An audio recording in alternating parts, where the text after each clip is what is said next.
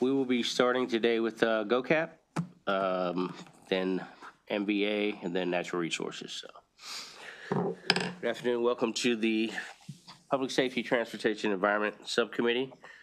We will have our analysts get us started. Good afternoon, Chair and Committee. My name is Madeline Miller, and today I'll be presenting the DLS budget analysis for GOCPP, or GOCAP. Between fiscal 25 and 26, the agency's budget decreases by $7.8 million to $331.1 million. As will be discussed later, BRFA actions and contingent language reduce the agency's spending by $11.8 million. Excluding the impact of these provisions, the budget would increase by $3.9 million, largely due to personnel actions. The performance analysis portion of the document begins on page 4.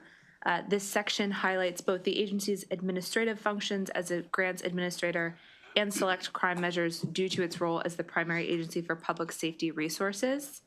The agency also publishes the state's crime plan.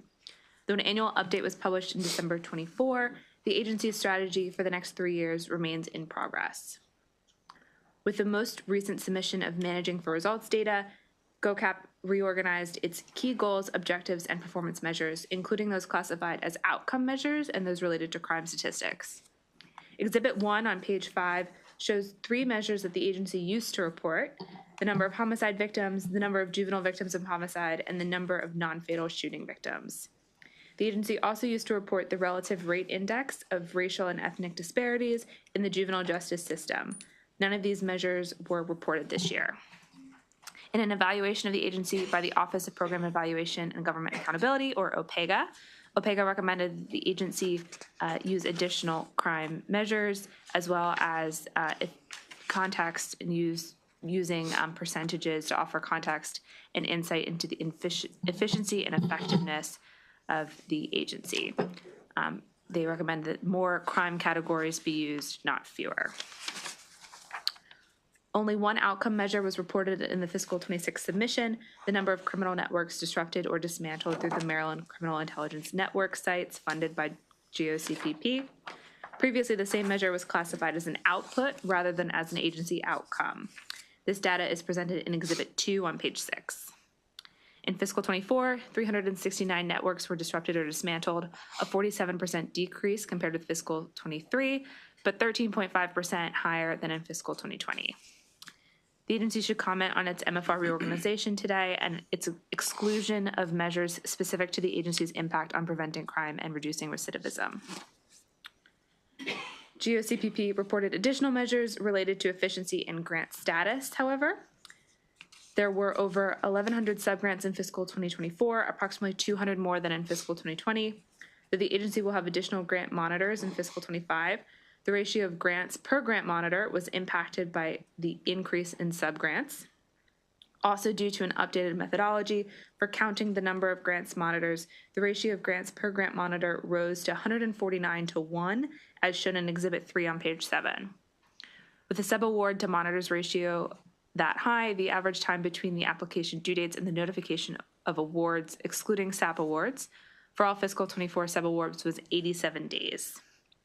DLS estimates if there continue to be approximately 1,100 subgrants in fiscal 25 and there are 15 filled monitor positions, that the ratio of grants to monitors will be approximately 74 to 1. The agency's goal is 50 to 1.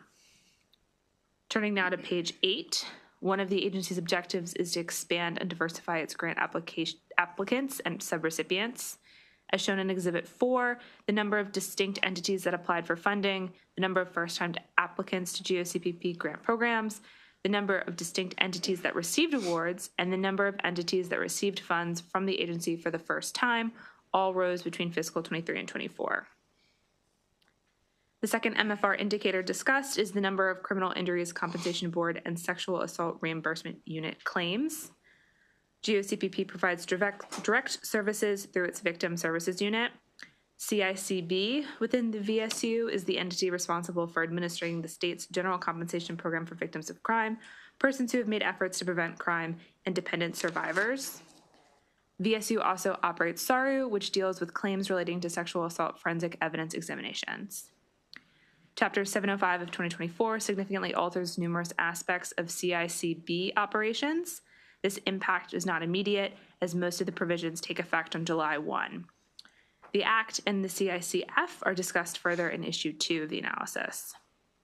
In anticipation of these changes, though, the agency reorganized the MFR measures. Exhibit 5 provides information on CICB claims in fiscal 24 and compares the figures with those submitted in the annual report. GOCPP should comment on the differences in the Exhibit 5 reported figures and on how information about CICB claims will be tracked in the future. New efficiency measures include the average days of claim processing time and the percentage processed in 30 and 90 days. In the MFR submission, the agency also expanded the data it reports about SARU. Beginning next year, the agency will report the claim processing time as well. SARU received approximately 3,300 claims in fiscal 24 and processed 4,991. As shown in Exhibit 6, the number of claims processed by SARU was variable in the fiscal 20 to 2024 period. Between fiscal 23 and 24, the number of claims processed grew by 113%. The combined number of claims processed under both categories was reported in MFR data. Comparing the previously reported number with the new combined measure indicates that between fiscal 23 and 24, the number of claims processed increased by approximately 74%. The third piece of performance analysis appears on page 11. As part of its objective to provide resources to reduce sexual assault evidence kit backlogs, GOCPP expenditures include the National Sexual Assault Kit Initiative and Sexual Assault Kit Testing Programs. The former is funded with federal funds, and the latter is supported with special funds from the Rape Kit Testing Grant Fund. GOCPP began reporting the number of kits tested through these programs in its newest MFR submission. Across the period shown in Exhibit 7, the average number of kits tested per year was 408. Funding associated with the Sexual Assault Kit Testing Program is discussed further in the fiscal 25 and BRFA sections of this analysis. I'll now turn to a discussion of the agency's budget. Fiscal 24 closeout information is discussed at the top of page 12 and in Appendix 3. In closeout, the agency reverted $3.4 million in general funds. The agency also returned $1.1 million to the federal government. The fiscal 25 working appropriation included $9.9 million in general funds for the agency to make 11 grants to various recipients. The list of these grants is provided on pages 12 and 13. Of the approximately $10 million, $4 million was reduced through cost containment actions taken by the Board of Public Works in July 24. Section 21 also authorized the addition of $1 million in performance incentive grant fund special funds to the statewide expenses program within the Department of Budget and Management for the purpose of transferring funds to the Office of the Correctional Ombudsman, contingent on enactment of legislation establishing OCO as an independent unit of state government and expanding the allowable uses of the performance incentive grant fund. I'll also mention that most of the funding made available through the legislative additions in fiscal 25 is not included in the allowance. However, the allowance does reflect higher planned expenditures for the Sexual Assault Rape Crisis Grant Program due to its inclusion in the spending, or its spending in the funding formula. The fiscal 26 allowance also includes $250,000 for the Maryland Entertainment District Security Program, which was established by chapters 746 and 747 of 2024 and authorizes the governor to include up to $1 million in the budget annually for a special fund account. The fiscal 26 allowance includes the general fund appropriation, but no special fund expenditure. GOCPP should comment on whether it intends to establish a special fund account for this program in fiscal 26. 3 cost containment actions reduced the agency's spending by approximately $5.3 million in general funds. 1 action reduced funding for 7 positions, and the agency reports it has been required to hold these positions vacant throughout fiscal 25. A 2nd action reduced funding for the warrants and absconding grant program from the mandated level of $2 million to $1 million. The 3rd action reduced the funding available for the police accountability grant by 50% from $8 million to $4 million. The allowance includes 10 proposed deficiencies that add a net of $6.4 million to the appropriation. Areas of increase through proposed deficiencies are $4.4 million for fiscal 24 VOCA assistance grants paid in fiscal 25, $1.7 million for statewide operations of the Regional Navigators Program, $1.2 million to support higher contract costs within SARU, $1.1 million to support compensation paid by CICB, $681,000 in family violence prevention and services, federal funds to reflect the greater availability of those funds, $500,000 to support the cost of administering the Juvenile Justice Match Program, $136,624 in performance incentive grant special funds to account for an additional award, and approximately $36,000 in regular personnel costs to fund the transfer of a position from DJS with prorated funding. These increases are partially offset by reductions of $1.7 million to the rape kit testing grant fund and the same amount from the special fund appropriation to be in line with planned grant awards in fiscal 25. I'll now turn to the $331.1 million allowance. This funding is broken out by program on Exhibit 8 on page 16. The administrative headquarters and local law enforcement grant budget programs make up the largest cost categories at 34.1% and 56.4% respectively. Other programs include the Victim Services Unit, MSIN, the Baltimore City Crime Prevention Initiative, the Violence Intervention and Prevention Program, and the Maryland Statistical Analysis Center. The change in the allowance is detailed in Exhibit 9 on pages 18 and 19. The fiscal 26 allowance includes $315 million in planned grant expenditures, including $31.3 million in funds that are double counted. Budget changes associated with the grant programming account for a net decrease of $10.1 million between the fiscal years. Additional detail about changes to state grants and federal grants can be found in Appendixes 4 and 5. A grant program that increases between the years is the Protecting Against Hate Crimes Grant.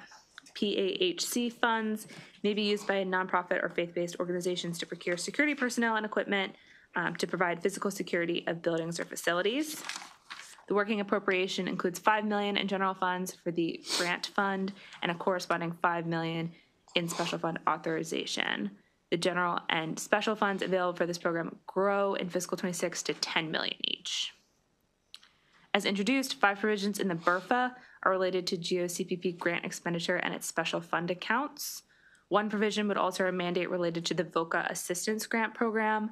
Additional discussion of this provision, VOCA funds, and the grant program can be found in Issue 3. Another provision would reduce the mandate for warrants and absconding grants to $1 million instead of the $2 million required by Chapter 174. A third provision would expand the use of the PIGF to allow $1 million in special funds to support OCO, which continues an action taken in Section 21 of last year's budget. The fourth provision authorizes the transfer of $4.9 million from the Maryland Violence Intervention and Prevention Program Fund to the General Fund. This is designed to reduce the special funds balance. It would not impact planned expenditures in either of the years, but could limit the amount of funding available for grants of this type in future fiscal years.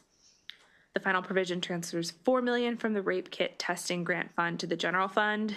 This action, in combination with the 2 fiscal 25 deficiencies mentioned earlier, would also reduce the special fund balance. This could also limit the amount of funding available for grants in future fiscal years. The agency's grant expenditure continues funding in fiscal 26 that was only planned through fiscal 25.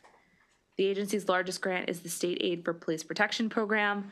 This grant was expanded in fiscal 23 in connection to an initiative that was expected to increase funding for law enforcement, crime prevention, and victim protection services by over $500 million through fiscal 25.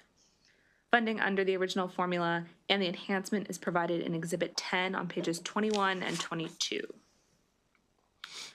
The enhancement amount was set at $45,878,143 in fiscal 23. The figure was calculated based off of the modification of the base formula. During the 2022 session, legislation was introduced and would have provided the following additional funding through SAP: $975 per sworn officer in the recipient agency, $6.46 per jurisdictional resident, and an $8 million grant to Baltimore City. The increased funding would have been permanent, however, the legislation was not passed. Rather than allocate the funding in this manner, it was allocated according to violent crime rate data published in the state's Uniform Crime Report. This funding is not mandated and was not planned for fiscal 26. DLS recommends deleting the funding for the SAP enhancement. Another component of the enhanced public safety grant funding through the agency, it was only planned for 3 fiscal years, was the police accountability grant. The funds were intended to ensure local law enforcement agencies would be in compliance with Chapter 59 of 2021. Cost containment actions previously reduced the funding from $8 million to $4 million. The allowance includes $4 million, but DLS recommends deleting the $4 million general fund appropriation. Finally, I'd like to mention that the allowance as introduced does not provide the mandated level of funding for the Maryland Behavioral Health and Public Safety Center of Excellence, though expenditure on this program does increase between fiscal years. GOCPP reports it will work with DBM to ensure the mandate is met in full. Personnel data for the agency is presented on pages 23 and 24. Between fiscal 24 and 25, the agency gained 20 new regular positions, all of which were added to the administrative headquarters. Last year, the agency reported it was determining the best use of the staffing, and it may choose to allocate the new positions to support additional programs. 7 of the new positions are held vacant due to the cost containment actions taken by the Board of Public Works. The agency reports it will begin hiring for the 7 vacant positions in fiscal 26. In fiscal 26, GOCPP receives 21 additional regular positions, of which 18 of the positions are contractual conversions. Correspondingly, there's a net decrease of 17.2 contractual FTEs. The agency's 3 new positions are added to VSU, and the agency reports they will include 1 lead fiscal accounts clerk and 2 administrative specialist positions. Due to the availability of vacant positions within the administrative headquarters, DLS recommends that the agency's general fund allowance be reduced by $225,341, and that the 3 new regular positions within VSU be deleted. The issues section begins on page 25 with the discussion of how the agency has responded to 2 recent audits. A grants management processes audit that was completed in fiscal 24, and a fiscal compliance audit by the Office of Legislative Audits that was published in June 2024 and covered the period of November 18, 2018 to January 31st, 2023. As a result of the former, GOCPP planned to update its subrecipient monitoring methodology and track additional grant activity and reports within its grant management system.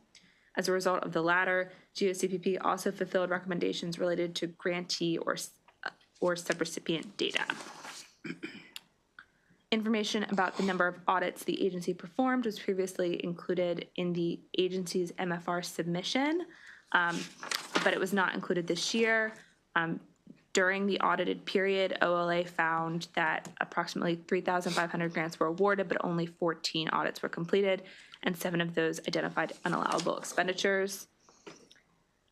The data should be available for fiscal 25 since the agency did resume desk audits and site visits in the current year. GOCPP should comment on whether it plans to include the following MFR measures in its fiscal 27 submission: the ratio of grants to monitors, the percentage of grants in risk status audited, the percentage of total grants receiving site visits, and the total number of audits completed. The agency's improvements are not yet reflected in all of its performance data. One measure that indicates the agency's ability to award funding at the appropriate level and support its subrecipients is the percentage of unused general and federal funds returned by subrecipients. As shown in Exhibit 11 on page 26, subrecipients returned 9.9% of federal and 4.6% of general funds that the agency provided them in fiscal 24, compared with 4% and 4.3% in the previous fiscal year. In its audit, OLA also found that the agency improperly reverted general funds at the end of fiscal 2020 and 2022.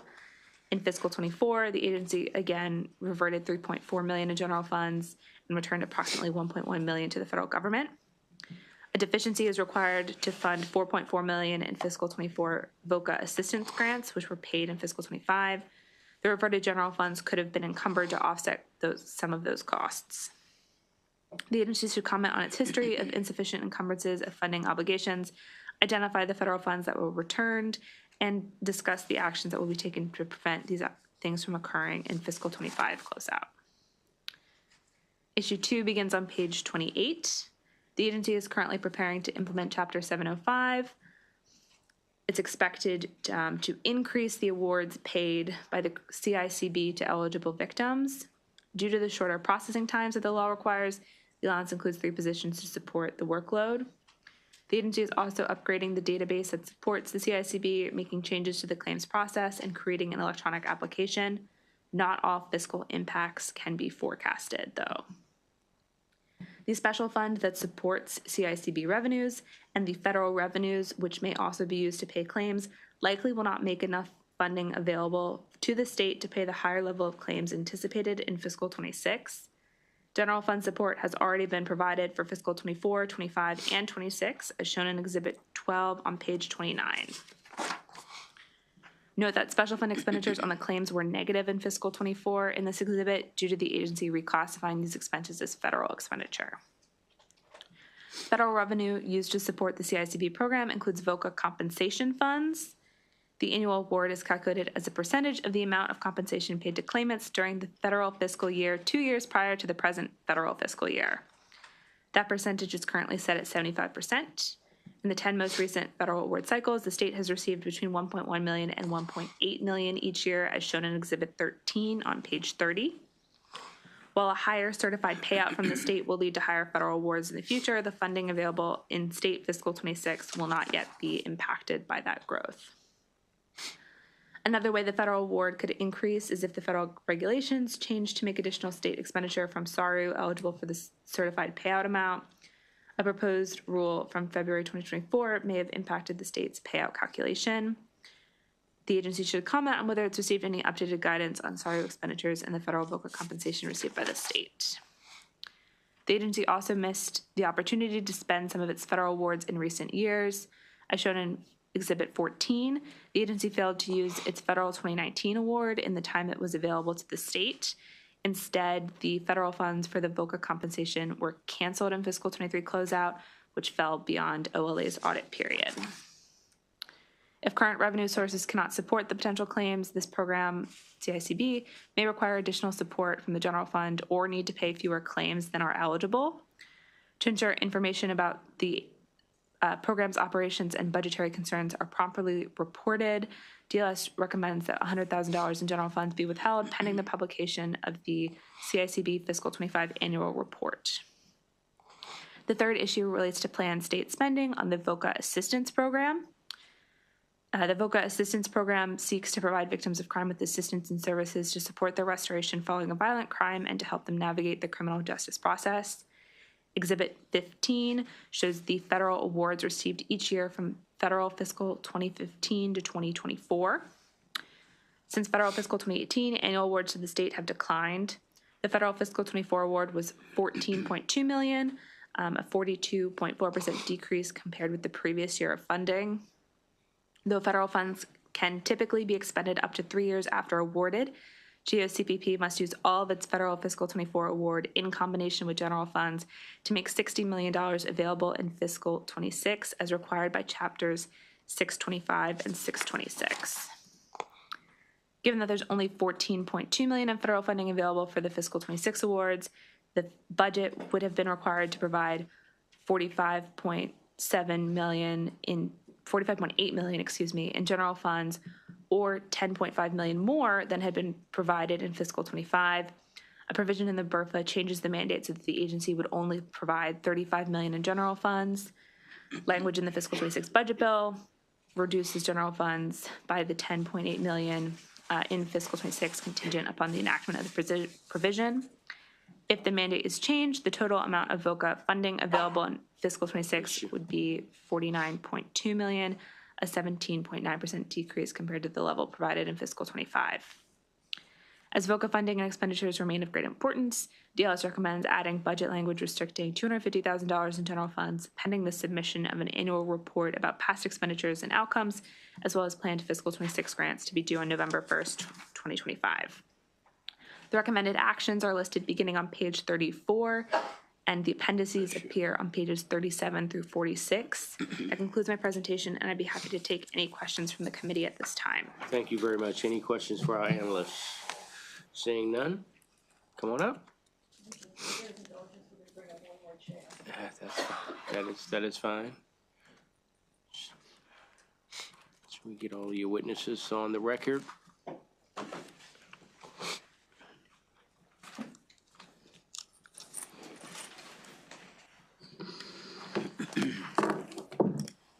Good afternoon, Mr. Chairman, members of the committee. My name is Dorothy Lenig. I'm the Executive Director at the Governor's Office of Crime Prevention and Policy. I want to take this opportunity to appear before the subcommittee today as you review our proposed operating budget for FY26. First, I'd like to thank our DLS analyst, Madeline Miller, for her thoughtful and thorough analysis, and I'd like to introduce the panel with me today. I have Sylvia Senkis, our CFO, Bethany Young, our Legislative and Policy Director, and in the audience, Quentin Jones, our Criminal Justice Grants Division Director. I continue to be grateful to GOCAP's management team, who are all committed to rebuilding GOCAP.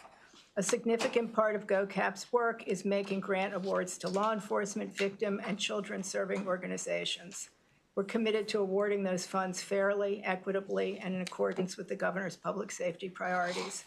As you know, one of the largest grants GOCAP administers is the Victims of Crime Act, or VOCA. In FY25, GOCAP released the VOCA NOFA, making the process 100% competitive for the first time in 6 years.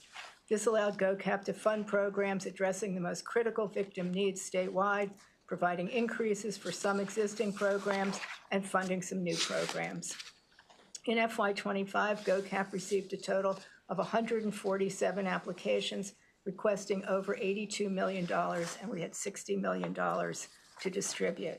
In FY25, GOCAP got the VOCA awards out on time for the first time in many years. We've already released the FY26 NOFA, which is earlier than previous years, and the process once again is 100% competitive. I've submitted my written testimony and responded to DLS analyst questions, and Sylvia and I are happy to answer any questions. I will just comment on one issue raised in the DLS analysis on page 24. What it states is that due to the availability of vacant positions within the agency's administrative headquarters, DLS recommends the agency's general fund allowance be reduced by $225,341 and the 3 new regular positions within the Victim Services Unit be deleted. GOCAP strongly disagrees with this recommendation. This recommendation would delete the new PINs allocated for the Criminal Injuries Compensation Fund, which falls under GOCAP. As described in the DLS analysis, the changes to the Criminal Injuries Compensation Fund begin this July of 25, and it will result in an increased number of people eligible to receive awards. It removes some of the disqualifying factors, and it shortens the time to process the claims from 90 days to 30 days. So we're going to have more people who are eligible to receive funds, and we'll have a much shorter time to process them. GOCAP needs additional staff to handle this increase in workload. The DLS analysis recommends deleting the 3 CICF PINs because it states that GOCAP has other vacant positions. GOCAP disagrees with this assertion because all of the currently vacant PINs are designated for other purposes. Last year, GOCAP received 20 new PINs to allow us to get closer to the staff to grant ratio of other states. Because of cost containment, we were only allowed to fill 13 of these positions. So it isn't that we didn't want to fill the positions, we weren't allowed to fill the positions. And we filled 10 of them, and we have 2 more that either have been filled or are very, very close to being filled. All of these positions are needed to bring our staff up to the grant to staff ratio.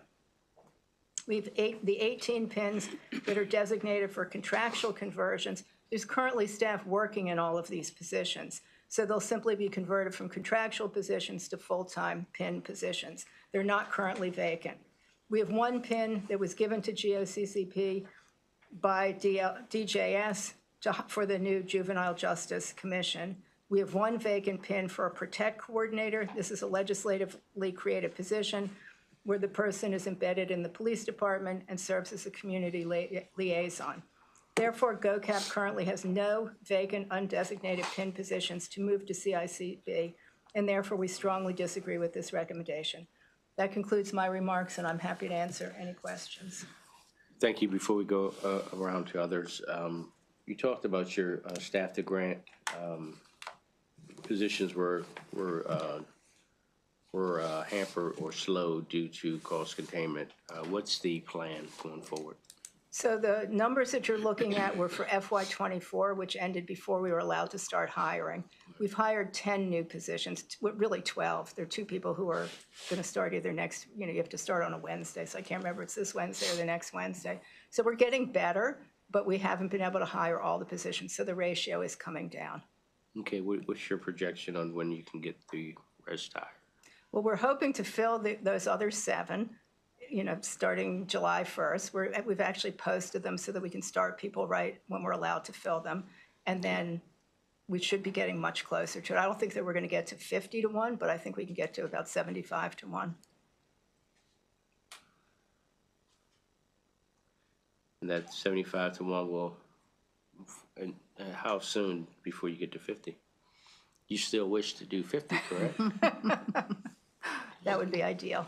Reduce the number of grants that the agency gives out. That's another potential way. Okay. All right. No answer?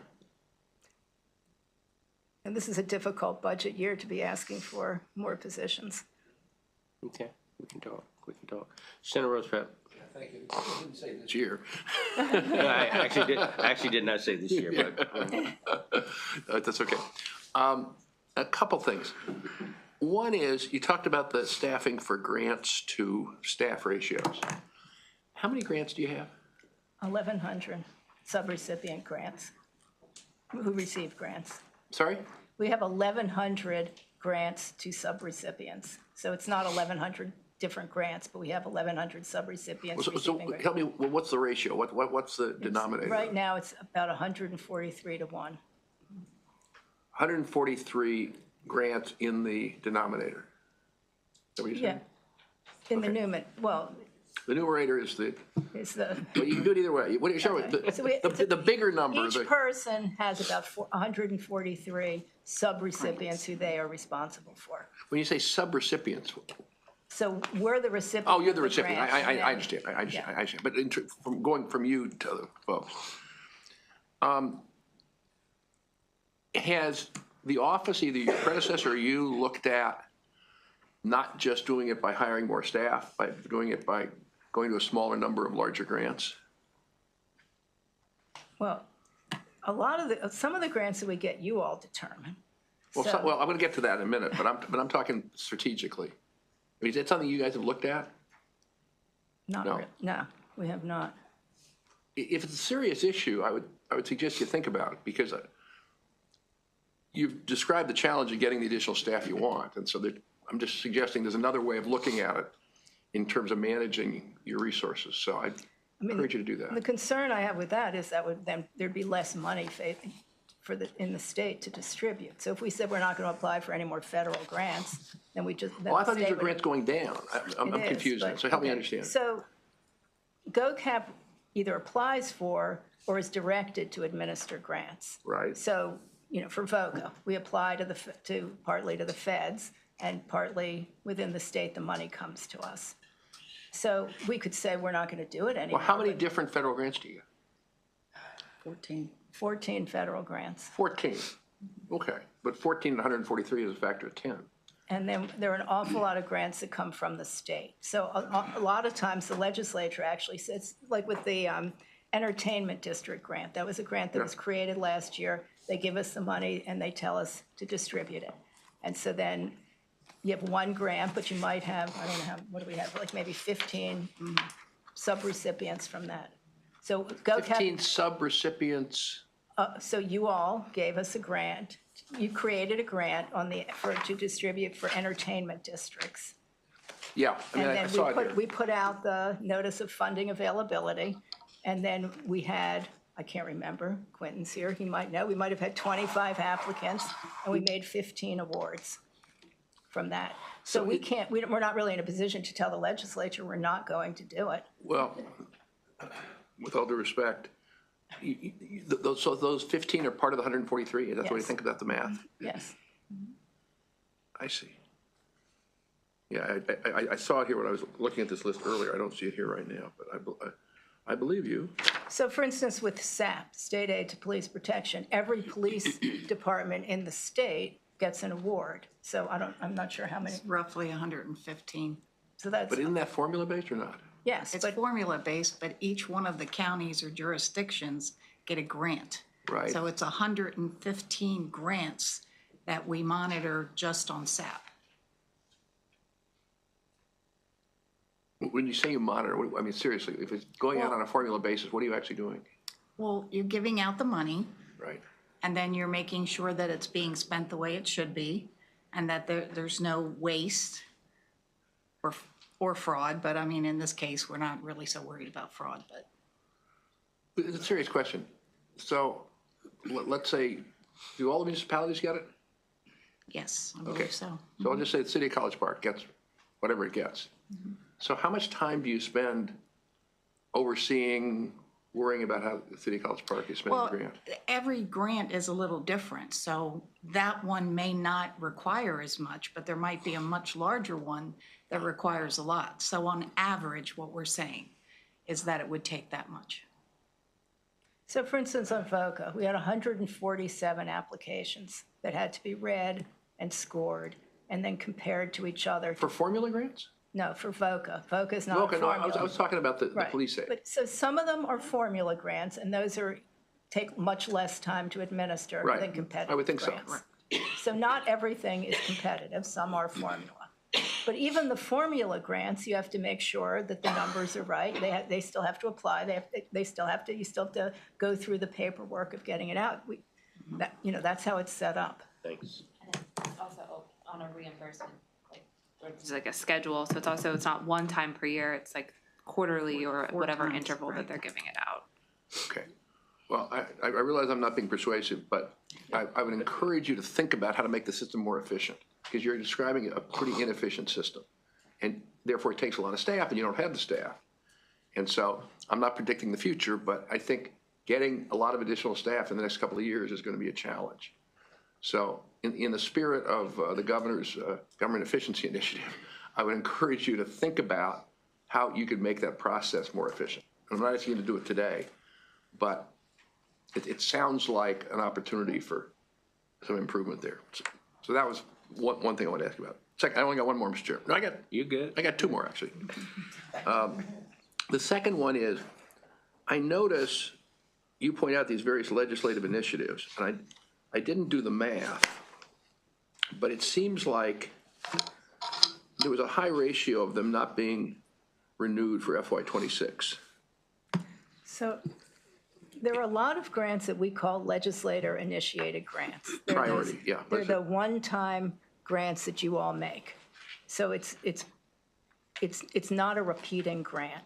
And so you tell us, give this organization or this group this amount of money, and we do. But it doesn't stay in the governor's budget. I see. So these are, when we did the budget last year, these are ones that we only put in for 1 year. Yes. Gotcha, okay, that clarifies that question. Last question is our old friend federal money. So, am I right that you get most of your money from the Justice Department? No. We get most of our money from the state. No, I mean federal money. Oh, the federal DOJ. money, yes. DOJ. We get, What other agencies do you get money from? we do get some from some other, but we can get back to you, unless, I'm do not you have the sure what breakdown? all I can the give you the federal ones breakdown. We'll get back to you on it. So, we're asking all the agencies this. So what is the latest you've heard from the Justice Department, is your biggest one, on the state of grants, given all the commotion since January 20th? I mean, the latest is what you've seen in the press, is that the order that said they were going to stop all the funding has been held. So that order has not gone into effect. So we are operating as though the grants are continuing. And so you have, are yours reimbursable and you have to submit for money periodically? Yes. Yes. So when was the last time you submitted? Last month. We Last do month it meeting, last month meeting February? We're in March. We're in March. So we've done February for January, And you got the money? yes. Good. Has there been any communication from the Justice Department, the people you work with in their office, about this at all? No, I don't think so, no. Have you asked them? Early January. yes, And they just are radio silence? they really don't know. Well, no, I'm interested in what they're No. saying. I mean, they're saying they don't know, or they're not saying anything? I'd have to find out exactly what they're saying, but Okay, but they're saying something, you think? let me find Yeah, out. if you- But if my you could staff find is out, actually asking, because all I'm hearing is we're not getting anything back. No, But I I don't know understand. whether they've asked and they've gotten nothing. It'd be helpful, because we're finding a Okay. lot of difference between different agencies in terms of what they're hearing from their funding agencies, which is understandable given the chaos, but it'd be helpful to understand that. Great, thank you. Thank you, Mr. Chairman. You're welcome. Pam, you stated January. You did a report for January. Yes. Was that early January or? We usually do 10 days after the end of the month. So it would be like February 10th, January, no, wait a minute, I've got my months mixed up. We did February 10th for January. So we did a drawdown. And I believe we collected roughly $6 million or so. But we haven't gotten any indication that we cannot spend and can't draw down. So what's the cycle for the drawdown? Usually every 30 days Every we do 30 it. days. Yeah. So no indication. So some of the other agencies you're working with and Madam Executive Director, we'll wait on the listing of them. Human Services, We get a little bit of money from HHS, yes.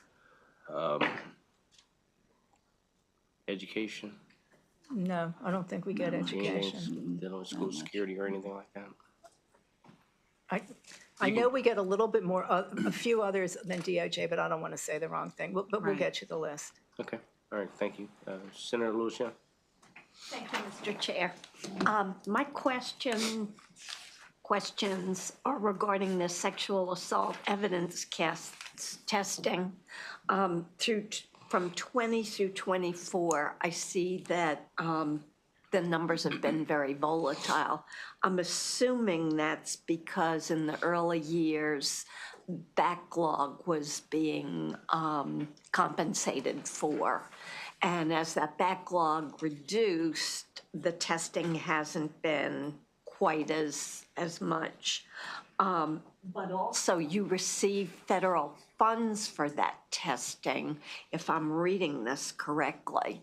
So can you tell me what, if any, contingency plans you might have if we don't receive federal funding, and what the consequences of that would be if those kits aren't tested? As I understand it, one of the biggest challenges with the testing is the tester's ability to test. And so we have the money available for them, but they haven't been able to keep up with the pace of the kits. So currently, there's enough money to do the testing. We don't have the staff power to for the police and the labs to do it. But the state puts in $3.4 million every year for the kit testing. So we don't have any sense that there isn't enough money to test the number of kits that the testers have the ability to get through. Okay, so that program is not at risk? It's not at risk. Okay. I mean, it's in the governor's budget now. Right. You all could change that, but it's in the governor's budget. Thank you. You good? All right, thank you very much. Do me a favor, if you would. We have 6 witnesses to come up. Do me a favor and hang around to listen to the Yes, witnesses. we will. Thank you very much. Thank you. Look forward to the agency listing. Thank you. First on the list, Ms. Jordan, come on up. Ms. Witten, Ms. Rodriguez. We're gonna do 2 panels.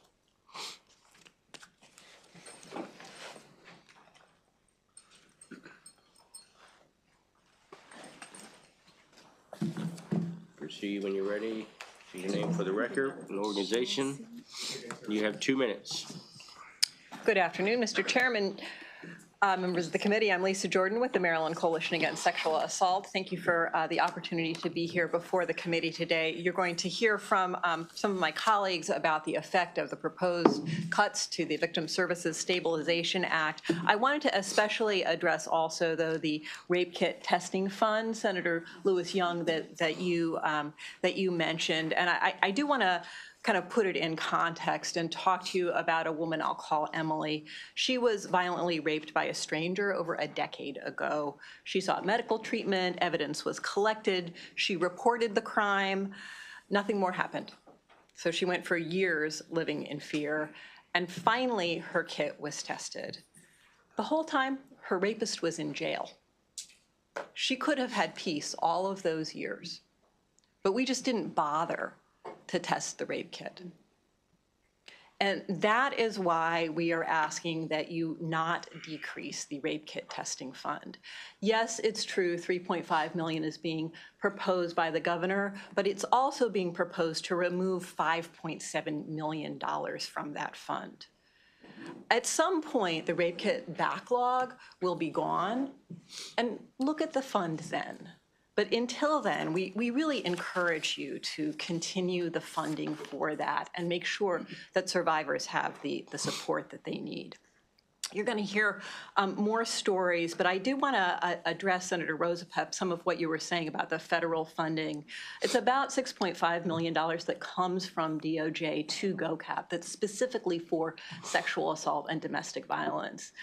They removed all of those notices of funding availability from the DOJ website. So they've now added back some information, but we don't have those applications up there. So it is a genuine concern. And that's just kind of the usual funding. We have some funds that go through GOCAP. We also have funds that go directly to agencies. CASA and the Network Against Domestic Violence, for example, both get funding directly from the feds. We've been able to draw down, but we're watching very carefully, of course, both the March date for possible federal shutdown and then in October. So when you talk about cutting the State Victim Services Stabilization Act, we actually need that money more now than we ever have. The intent of that law was to provide stability, and we are facing more instability. So I'll defer to my colleagues and urge you to really protect our most vulnerable citizens in Maryland and keep that funding in place. We appreciate that, Ms. Jordan. Do me a favor. You said that there's no posting on the site as of yet. Could you all let us know, as well as you and the agency? Absolutely. Let us know when you see any indication of any funding. Senator Roosevelt. Can I just clarify that? I don't know the system as well as you do. When you say there's no posting of any funding, give me the two-sentence version of what that means. So generally, the U.S. Department of Justice Office of Violence Against Women has a whole list of applications that you can apply for. On a continuing basis or an annual basis? They release different NOFAs for different dates. Okay. After the inauguration, they were removed. People were in the middle of writing their grant applications. They were told to stop. These are for direct applications? For direct applications, but some of those direct applications are also by Maryland. I see. Right, Okay. Maryland also has to apply. So they seem to have now added back some information. For a while, it was just kind of like a sentence, stop working, and we'll tell you later what's happening. Now they have information about each of the grant proposals, the Legal Assistance for Victims Fund, the Criminal Justice. So they basically Fund. restored what they took down? They did not. That's what I'm trying to understand. So what did they put up that's different than what they took down? What they had up before were actual application instructions. Okay. Here. And what they have now? We have a grant program, and this is what the grant program does. This is what Congress has in the law, but no. How to do it? No how to do it, no Gotcha. Timeline, no apply this way. Okay, thank you. Thank you, Mr. Chairman. Thank you very much. Senator Lewis-Young. Thank you. I'm addressing this to you, Ms. Jordan. Does the Victim Services Stabilization Act state its purpose in statutory language? Oh, thank you for that question. It does. And so you'll remember that this was Chair Gazone's and Chair Barnes's bill, and it specifically says that GOCAP must prioritize continuity and stability of crime victim services and equitable distribution of funding in every jurisdiction in the state. So I appreciate Ms. Lennox's remarks that it was important to open up the field and allow competition and some new funds. But I do think that there is room for what Senator Rosapepp was talking about. Some of these projects are the rape crisis centers, the domestic violence shelters, the child advocacy centers, programs in your communities that need continuous funding. And so you could really reduce paperwork by saying, you, the legislature, could certainly instruct them. Some of these programs need to continue, obviously, as long as there's no fraud, waste, and abuse, that sort of thing. But that could reduce the bureaucratic burden. Thank you. Thank you very much. Thanks. Good afternoon, Mr. Chairman and committee members. For the record, my name is Jennifer Witten here, Vice President of Government Affairs for LifeBridge Health and Center for Hope. Really here to urge your consideration to reject any cuts to VOCA, VIP, and the Child Advocacy Centers. You're going to hear from many of my colleagues today, but I mean, these are really sacred services that we provide for the most vulnerable community members. Center for Hope provides services for the greater Baltimore region. We have served over almost 1,000 children in just the last year who have either been victims of violence or have been witnesses of pretty aggressive violence in their communities. And so, as you will hear from a number of advocates today, these funds are just critical for us to be able to provide these services. I am here today to say, LifeBridge Health is really committed to this work, and we are one of the only healthcare systems that actually has a child advocacy center in our healthcare system. Also, just to share a little bit about some of the results that we've experienced in Baltimore City as it relates to the VIP program, LifeBridge Health actually manages 6 of the Safe Street programs there in the city. You may have heard from Mayor Scott and in the news the significant reduction in homicides in the city. We can't say that that's totally related to just the programs that we manage, but we do know that they're making a positive inroad into preventing violence and preventing gun homicides. In particular, I think it's really important to note because this committee has really dedicated a lot of support to the trauma programs across the state. We at Sinai, we're a level 2 trauma program. Just this year, we've seen over a 35% reduction in gun homicides. And these folks are not going to other facilities, so that means that we are reducing homicides. So what my message is that we're making these inroads. We're working hard upstream to do the prevention and be there for families and community members, to give them the resources, to hopefully point them in a different direction. But we're also there to serve them when there is an unfortunate event and they need those services. So understand that you've got very difficult decisions, but it doesn't make sense for these investments, especially given the federal support that we have to cut these programs. So thank you for your time and consideration. Thank you, Ms. Witten. A quick question for you. You spoke of LifeBridge's work in the Baltimore region. Who are your partners in Western Maryland, Central Maryland, Southern Maryland, Eastern Shore? Mr. Chairman, really good question. So we have a number of different programs. So LifeBridge Health, our jurisdiction or where we have our hospital or programs are based in Carroll County, Northwest Baltimore County. So District 10 is one of our areas. And then we serve as the main child advocacy center for all of Baltimore City and the region. But what I will say is that we support and provide resources and really assistance to any other jurisdiction. So for example, we recently hosted an event here in Anne Arundel County that there is a desire to set up similar programs. We are working in Prince George's area with the teams there. Capital Region is looking at setting up a similar victims program and a violence intervention initiative. So we provide that assistance, but in terms of who gets referred to our programs, we're mostly in that greater Baltimore area. Yeah, I understand.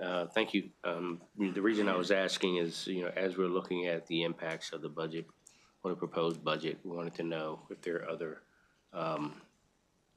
like entities that are out there that may not be on the list today to speak up. So appreciate that. Absolutely. Thank you. Anyone else? All right, thank you. Mr. Chair, members of the committee, my name is Amanda Rodriguez. I'm the CEO of Turnaround, a victim service provider in Baltimore County, Baltimore City, and Howard County. We serve survivors of sexual violence and intimate partner violence. I'm here today because of the $10 million cut to VOCA. It threatens critical programs and services that save lives. If these funds are not restored, victims in the most desperate moments will be turned away. Calls to our hotline have increased over 30% this fiscal year. Demand for crisis intervention, counseling, housing, and legal services continue to rise, yet we're being asked to do more with less. We're struggling to hire and retain our staff, and our therapy waitlist has exceeded 50 clients this fiscal year. And this is not just about statistics, it's about real lives. On Christmas Eve, a mother in Baltimore County watched her 4-year-old be murdered by her abuser after he shot her in the back of the head. She's now receiving comprehensive services at Turnaround. We've lost 4 survivors to overdose in the past 2 years, people trying to numb the trauma of sexual assault, intimate partner violence, sexual violence, and human trafficking or gun violence. We are responding to homicide victims' families and serving individuals struggling with addiction. Imagine if no one answered the call when a survivor was just raped and needed to preserve evidence that literally was on and inside of her body, or when a domestic violence victim was ready to escape, that he or she had nowhere to go. Restoring this $10 million to VOCA is not an administrative decision, it is a moral one. This funding is the difference between hope and despair, between recovery and continued trauma, and too often between life and death. We urge you to act now with urgency and compassion. The survivors that we serve are counting on you. Thank you. Thank you very much. Any questions, comments? Thank you all. Thank you. Next up, Ms. Hill, Mr. Penton, and Ms. Dorman.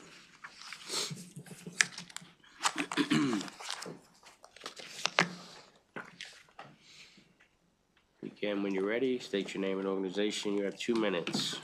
Thank you for joining us.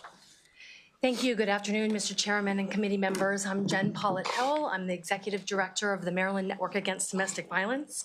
We are the federally recognized state domestic violence coalition for Maryland, and we are the coordinating body for our 24 programs around the state.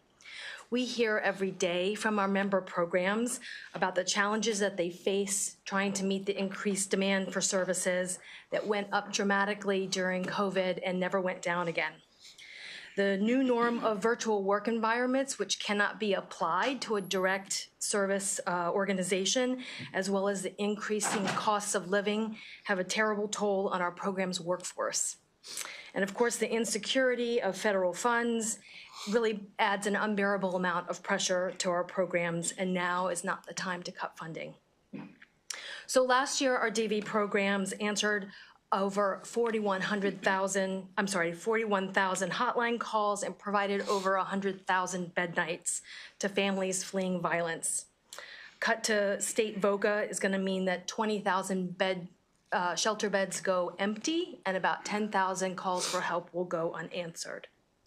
In addition to the proposed VOCA cuts, this budget also eliminates $1 million of GDVC funds, which means that comprehensive domestic violence programs will lose 1/3 of the state funds that are earmarked specifically for domestic violence on top of the VOCA cuts. We need funding restored, and we need GOCPP to be as flexible as possible with how they administer these funds. Strategies such as no-cost extension, removal of administrative caps, and more simplified processes will definitely help this dire situation. Improvements in timely release of awards and approval of grant adjustment requests would also greatly help. GOCPP has moved in this direction, and we urge them to keep going. Continuity of funding is prime, so please, we ask that these cuts be restored. Thank you Thank very you. much. I'm familiar with your work. Ma'am. Mr. Chair, committee members, my name is Beth Ann Dorman. I'm the president and CEO of For All Seasons. We're the Rape Crisis Center serving Queen Anne's, Kent, Talbot, Caroline, and Dorchester counties on the Eastern Shore. I'm here to urge you for your support of the VOCA funding for the Rape Crisis Centers. This is not just about budget cuts. This is about human lives. It's about an 8-year-old girl whose father and older brother sexually abused her, a girl who woke up only to have her mother hesitate to believe her, a child who lost her home and her sense of safety. And it's about that moment that we were there for her, and about what happens next, the care she receives and how it determines whether this moment defines her life or simply becomes a part of her story. That's where the Rape Crisis Centers step in. There's no agencies that play the role that we do. We are the ones providing immediate crisis intervention, helping children like her find stability. We are the ones who stay for the long haul, ensuring she does not carry this alone. She's now living with her aunt and uncle, family members who love her but were never expecting to raise her and certainly never would understand what was coming her way. Our services are not just for her. We are there for the family as well. VOCA funding makes it possible, but not just the funding. The importance of timely awards and timely reimbursements without delay allow us to maintain our staff and the volume of services so that we continue to meet the needs of the children like her and families like her. and to ensure that they aren't left without the immediate response, the expertise, and the ongoing care that they desperately need. A budget where VOCA funding is not maintained cannot be an option. The cost of failing to do so is measured not in dollars and cents, but in lives. Thank you. Thank you. Before we move on, a quick question for you, please, ma'am. So you said who else do you get funding from? We have funding from some state. Our only federal funding comes through GOCAP. We have private foundations. Our agency is an $11 million agency, and more than half of our budget is funded through grant funding, and VOCA is a very important part of the way that we deliver services. Okay, you're doing 4 counties over there? We're doing all 5 counties. 5 We counties. serve 24% of the state, and all of our programs are offered in person and in telehealth. So we actually serve clients from all 24 jurisdictions of the state for mental health. And I think it's, an important point that when we see inefficiencies, the agency is really looking hard at how we can deliver services in a stronger manner. So we are using these funds to not only serve clients, but also look at the efficiencies and effectiveness of how those services are delivered. And we do that working with all 17 rape crisis centers across the state. We don't do this solo. We rely very heavily upon the other rape crisis center and domestic violence agencies, the expertise that we share. And without this funding, some of that navigating that we do across the state wouldn't be possible. Thank you very Thank much. you. Appreciate it. Before we go to Mr. Penny, Ms. Pilot Hill, have you heard from your local sheriffs and chiefs regarding the impact that they have regarding domestic violence? I have not. You have not? I have not. All right. Thank you. I'll make a call. Mr. Penton, how are you? Good afternoon, Mr. Chair, members of the committee. Luke Pinton here on behalf of the Maryland Children's Alliance. We are the MCA is the statutorily designated convener of all 24 CACs in the state of Maryland. We are here today in support or favorable with amendments to GOCAP's budget, respectfully requesting a reallocation of the $650,000 in funding for CACs from last year, up from the current $300,000 allocated in this year's budget. These funds, coming in the form of local law enforcement grants, support the role of CACs in their statewide response to child abuse in Maryland. These funds provide support for the administrative costs not currently permitted by other sources such as VOCA funds, such as for training and supporting services that all CACs, as all CACs in the state work towards accreditation over the next few years. The Maryland Children's Alliance is deeply grateful for the increases to CAC funding over the past few fiscal years. This support allows CACs in the state to serve more than 5,000 children per year facing abuse and neglect.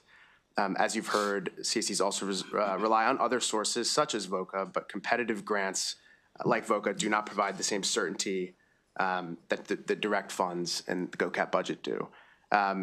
For instance, 1 or 2 CACs have increased capacity to apply for grant proposals to write grant applications, and the other remaining CACs have to use dedicated services staff to do the same. Additionally, it can be difficult to hire staff and hard to predict VOCA funding since those awards are competitive and only awarded on an annual basis. And the lack of funding has created tremendous variances in the amount of awards to each CAC. As I mentioned, there's 1 in each jurisdiction. This kind of results in instability within the child welfare system as a whole. And to some, we understand the fiscal challenges that the state is facing and ask for this committee's consideration of level funded grants to CACs. Thank you. A quick question for you. You mentioned the CACs seeking accreditation. How many agencies of the 24 currently have accreditation? So I don't have the exact number. I want to say it's somewhere around 17 of the 24 right now, and all of them are working towards national accreditation within the next few years. Okay, is there an umbrella that they're working under? In some cases when agencies or entities are seeking some sort of accreditation, there is an organization they can go to that can offer some TAs for them and some other. Correct, yeah, I neglected to mention that entity for the Maryland Children's Alliance for the CACs in the state is the National Children's Alliance. Okay, all right, thank you. Senator Saul. Thank you, Mr. Chairman. Just wanted to say, we hear you, and we hear your voices. You know, we're not quite here. And as you and most of you know, priorities this year are hard. But we want to do what's right for our victims. And we want to let them know that we hear their voices. So we'll work together with the good chairman here and our chairman of Budget Tax, and we'll prioritize them. But I want to thank you for coming and testifying. Thank you. Thank you. Thank you all very much. Thank you, Mr. Have a great day. This concludes GOCAP. Next up, Maryland Department of Transportation, Motor Vehicle Administration. And our analyst will get us started as soon as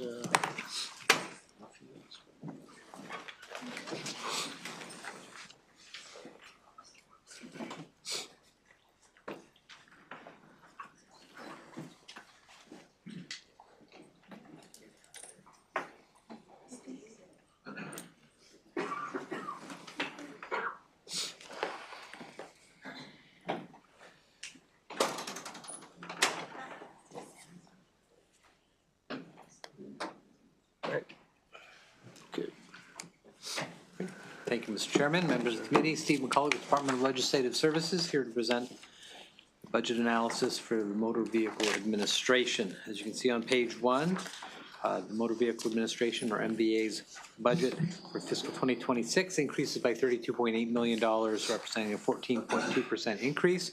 However, similar to other modes that you've heard, there was a 2025 budget amendment that made it too late to get into the system.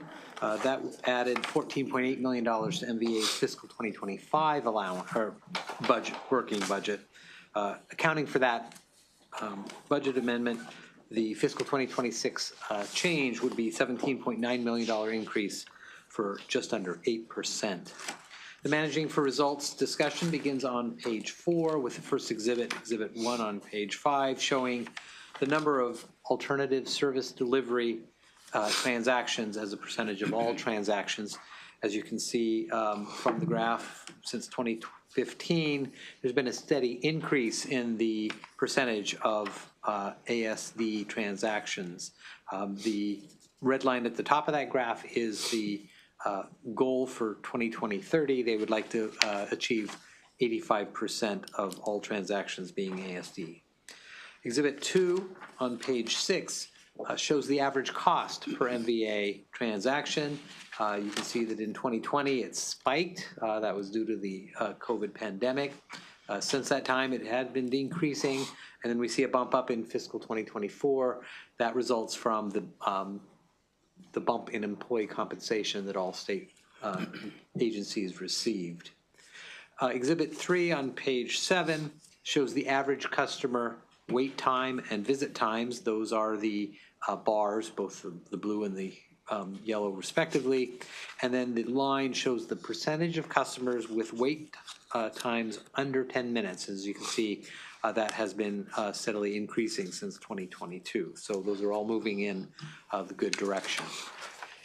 Exhibit 4 on page 8 is the overview of agency spending.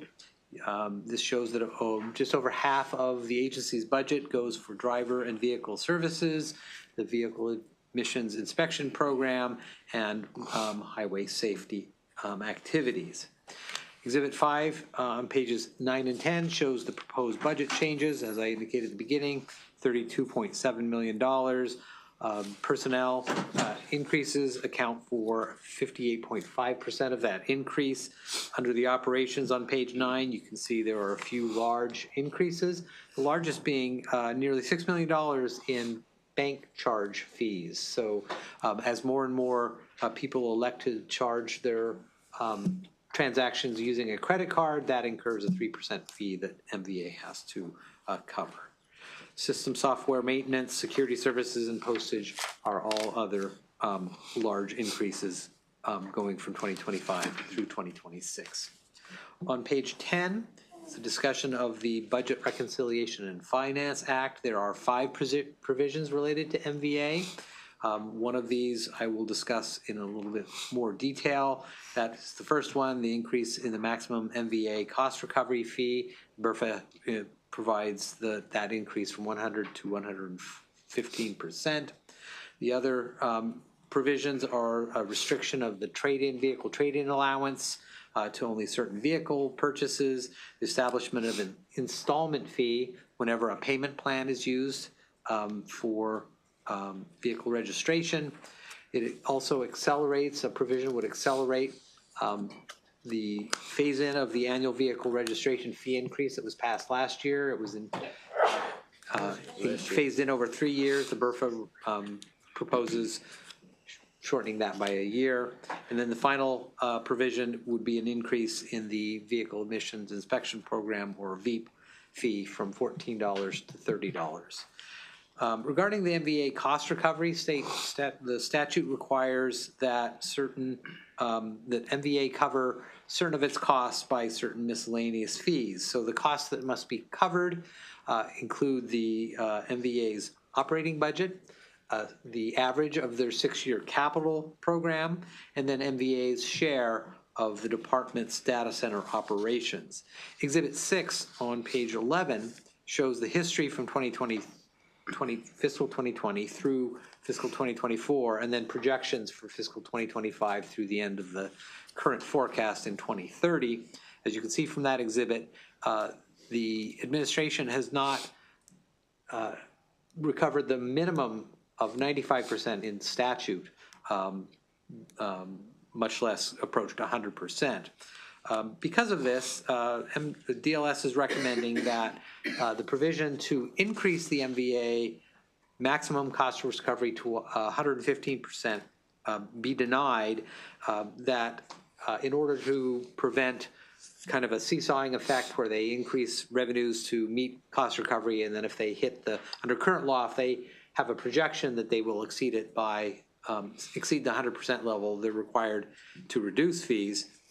This would instead, the DLS proposal, change that to a fee reduction would only be required following the second consecutive year in which the actual cost recovery exceeded 100%. That would give them some stability, but still maintain current law in terms of the maximum. And then the final recommendation of that was to require the MVA cost recovery data and calculations be provided as part of the the financial forecast that the department submits twice a year. Looking on page 12, the operating and personnel and PAYGO personnel, there are no increases to regular positions or contractual FTEs in the department's or the administration's fiscal 2026 allowance. The capital program discussion begins on the bottom of page 12 with exhibit 7 on page 13 showing the 6-year capital program for MVA.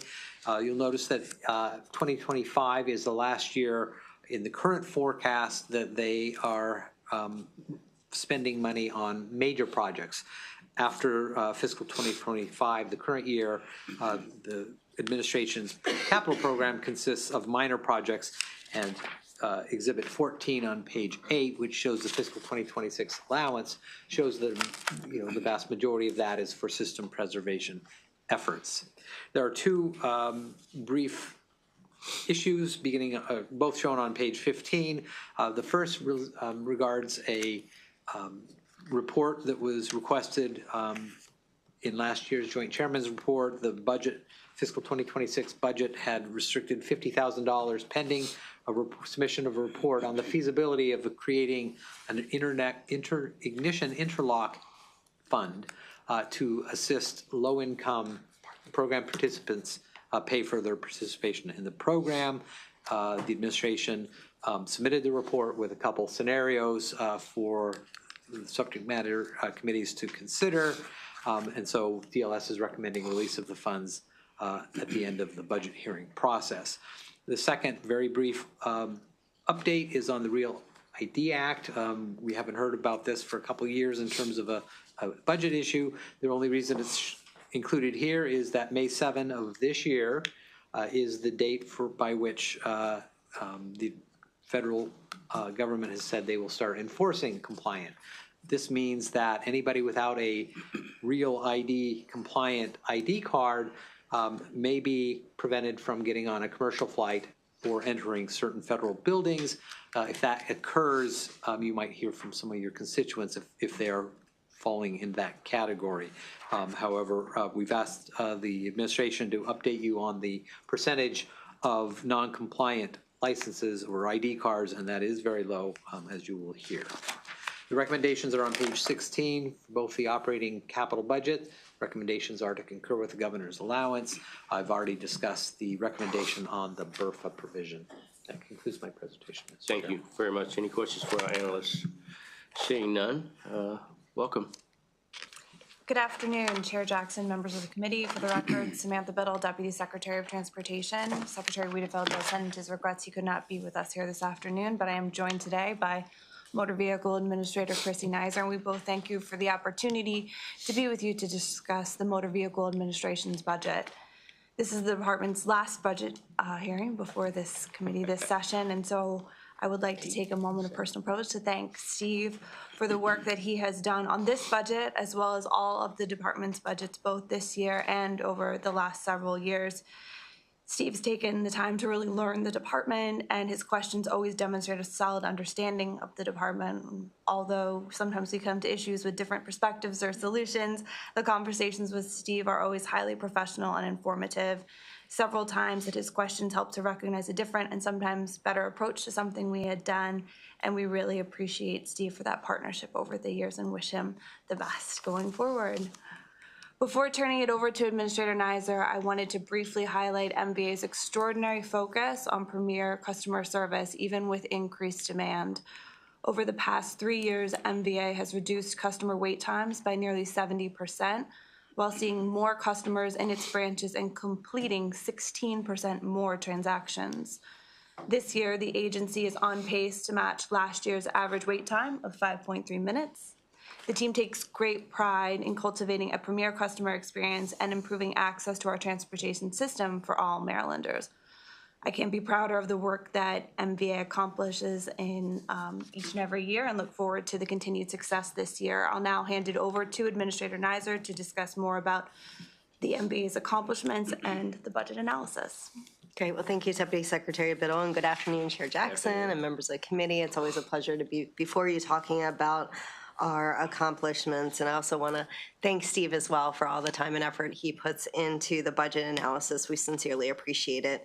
We are really proud of the fact we recognize we are the face of state government for many Marylanders, and our satisfaction rating is over 99%. I think that in of itself speaks volumes of the satisfaction that our customers do have with the service they're being given. And really, it's all about moving to this premier customer service model, and also even going beyond that to talk about the premier customer experience. And I'll talk about a few ways that we've attempted to do that recently, whether it's at our contact center in Cumberland that has 100 frontline agents who answer questions. We've been able to implement IT systems that have been able to reduce the amount of incoming inquiries by 25% by putting information out there for the customer. Our My MVA accounts, which we're up to 2 million now. I want to encourage everybody to make sure they have one to give you information and every customer information about their MVA related business. We're also reaching into the community, which is one of the most exciting things I think that we're doing. Last year, our outreach team brought the driver license knowledge test directly to 1,800 customers out in the community. And that stems from the Food Project in Baltimore City, on the Eastern Shore, in Cambridge, we are the Boys and Girls Club, all throughout the state, really at local high schools, taking the test directly to young people. And as you can imagine, they do a lot better when they're in their home environment and not necessarily coming to the MVA. We also translated our driver's manual and knowledge tests into 17 languages, including American Sign Language, and worked with the developmental disability community to establish a new plain language version of the test. That increased the passage rate 15%. That's 15% people who are walking out into the world of that learner's permit first time, not having to come back and retest, which obviously that's something that's incredibly important as you think about people going out into the working world and being successful. We've also hosted ID resource days for those who are experiencing homeless and need that ID card. So we do have that one-stop portal. I talked about that My MBA account, 60 different transactions, and we are only looking for more opportunities to provide those services. We do have a robust appointment system, which has significantly enabled all customers to experience that wait time that was mentioned earlier. Last month, about 66% of customers experienced a wait time of less than 5 minutes, 96% less than 20 minutes. It is important to note, though, that over 49,000 customers received an appointment on the same day they booked it. And we can look at that in a few different ways. 45% of those customers actually walked into the branch, and the agent at the branch put them into the system. They did not have an appointment before they arrived at the branch. The other customers actually made that appointment themselves, because you can make it up to 1 hour in advance of the appointment time. That leaves some time for travel. We also have a lot of partnerships now in our branch offices. We like to call it a one-stop shop approach. We offer Easy Pass services, Department of Natural Resources, Veterans Affairs, birth certificates, and now death certificates, thanks to the legislature last year. We took an estimate of just the real estate that we were using those branch offices for partner agencies, actually over $4 million worth of savings if they had to go out and procure that office space that we're giving them for free in our branch offices. And we look forward to more partnerships like that and sincerely growing it. We do have offices that are conveniently located throughout the state, and we think it's a great opportunity to be able to offer complete state services, not just MBA services, but other things that are really needed. In talking about technology, we're also continuing to advance forward with our mobile driver's license. It is not only convenient having that in your mobile wallet, but it's also more secure because you're only sharing the information that needs to be shared. It's age verification. They just know you're above that legal limit. They don't even know your exact date of birth. We did, thanks to our incredible IT team, deploy an app that allows those mobile IDs to be read. Because of the great work of our IT team, there are now businesses at BWI Airport who are doing age verification if you would like to purchase an alcoholic beverage. And we also just announced a Montgomery County partnership. So they have an alcohol beverage service run centrally, so you can now use your mobile ID there. More announcements to come soon, but we're really excited about that. And of course, highway safety is one of those areas that we are continually dedicated to. We do have some good news as we go towards Vision Zero that in 2024, our fatalities did decrease by 8%. 574 fatalities on our roads is clearly way too many, though, and we don't take that lightly. We know that each and every one of those is a family member that is no longer home. So we are dedicated to bringing that to zero. The causes that we're seeing on the roadways are still the same thing. We're still seeing speed at a high rate. We're still seeing impairment, distraction, and unfortunately, lack of seatbelt use continues to be a profound issue. We did get a grant funding to upgrade our crash reporting system, and we're hopeful that that will enable us to even better share data. Other state agencies like Maryland State Police, Maryland Institute for Emergency Medical Services System get part of that funding, and it's all about creating that really robust system that all of our partners can use to help bring down fatalities. That was a $13.2 million federal grant. We also continue to encourage local jurisdictions to develop their own plan, and we've seen a lot of growth in that area, and we're hopeful that we'll continue to see the numbers come down. They have so far this year as well.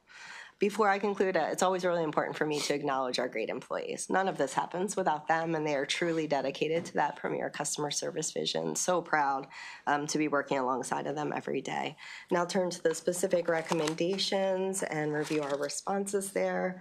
The first issue on page 11 related to MBA cost recovery.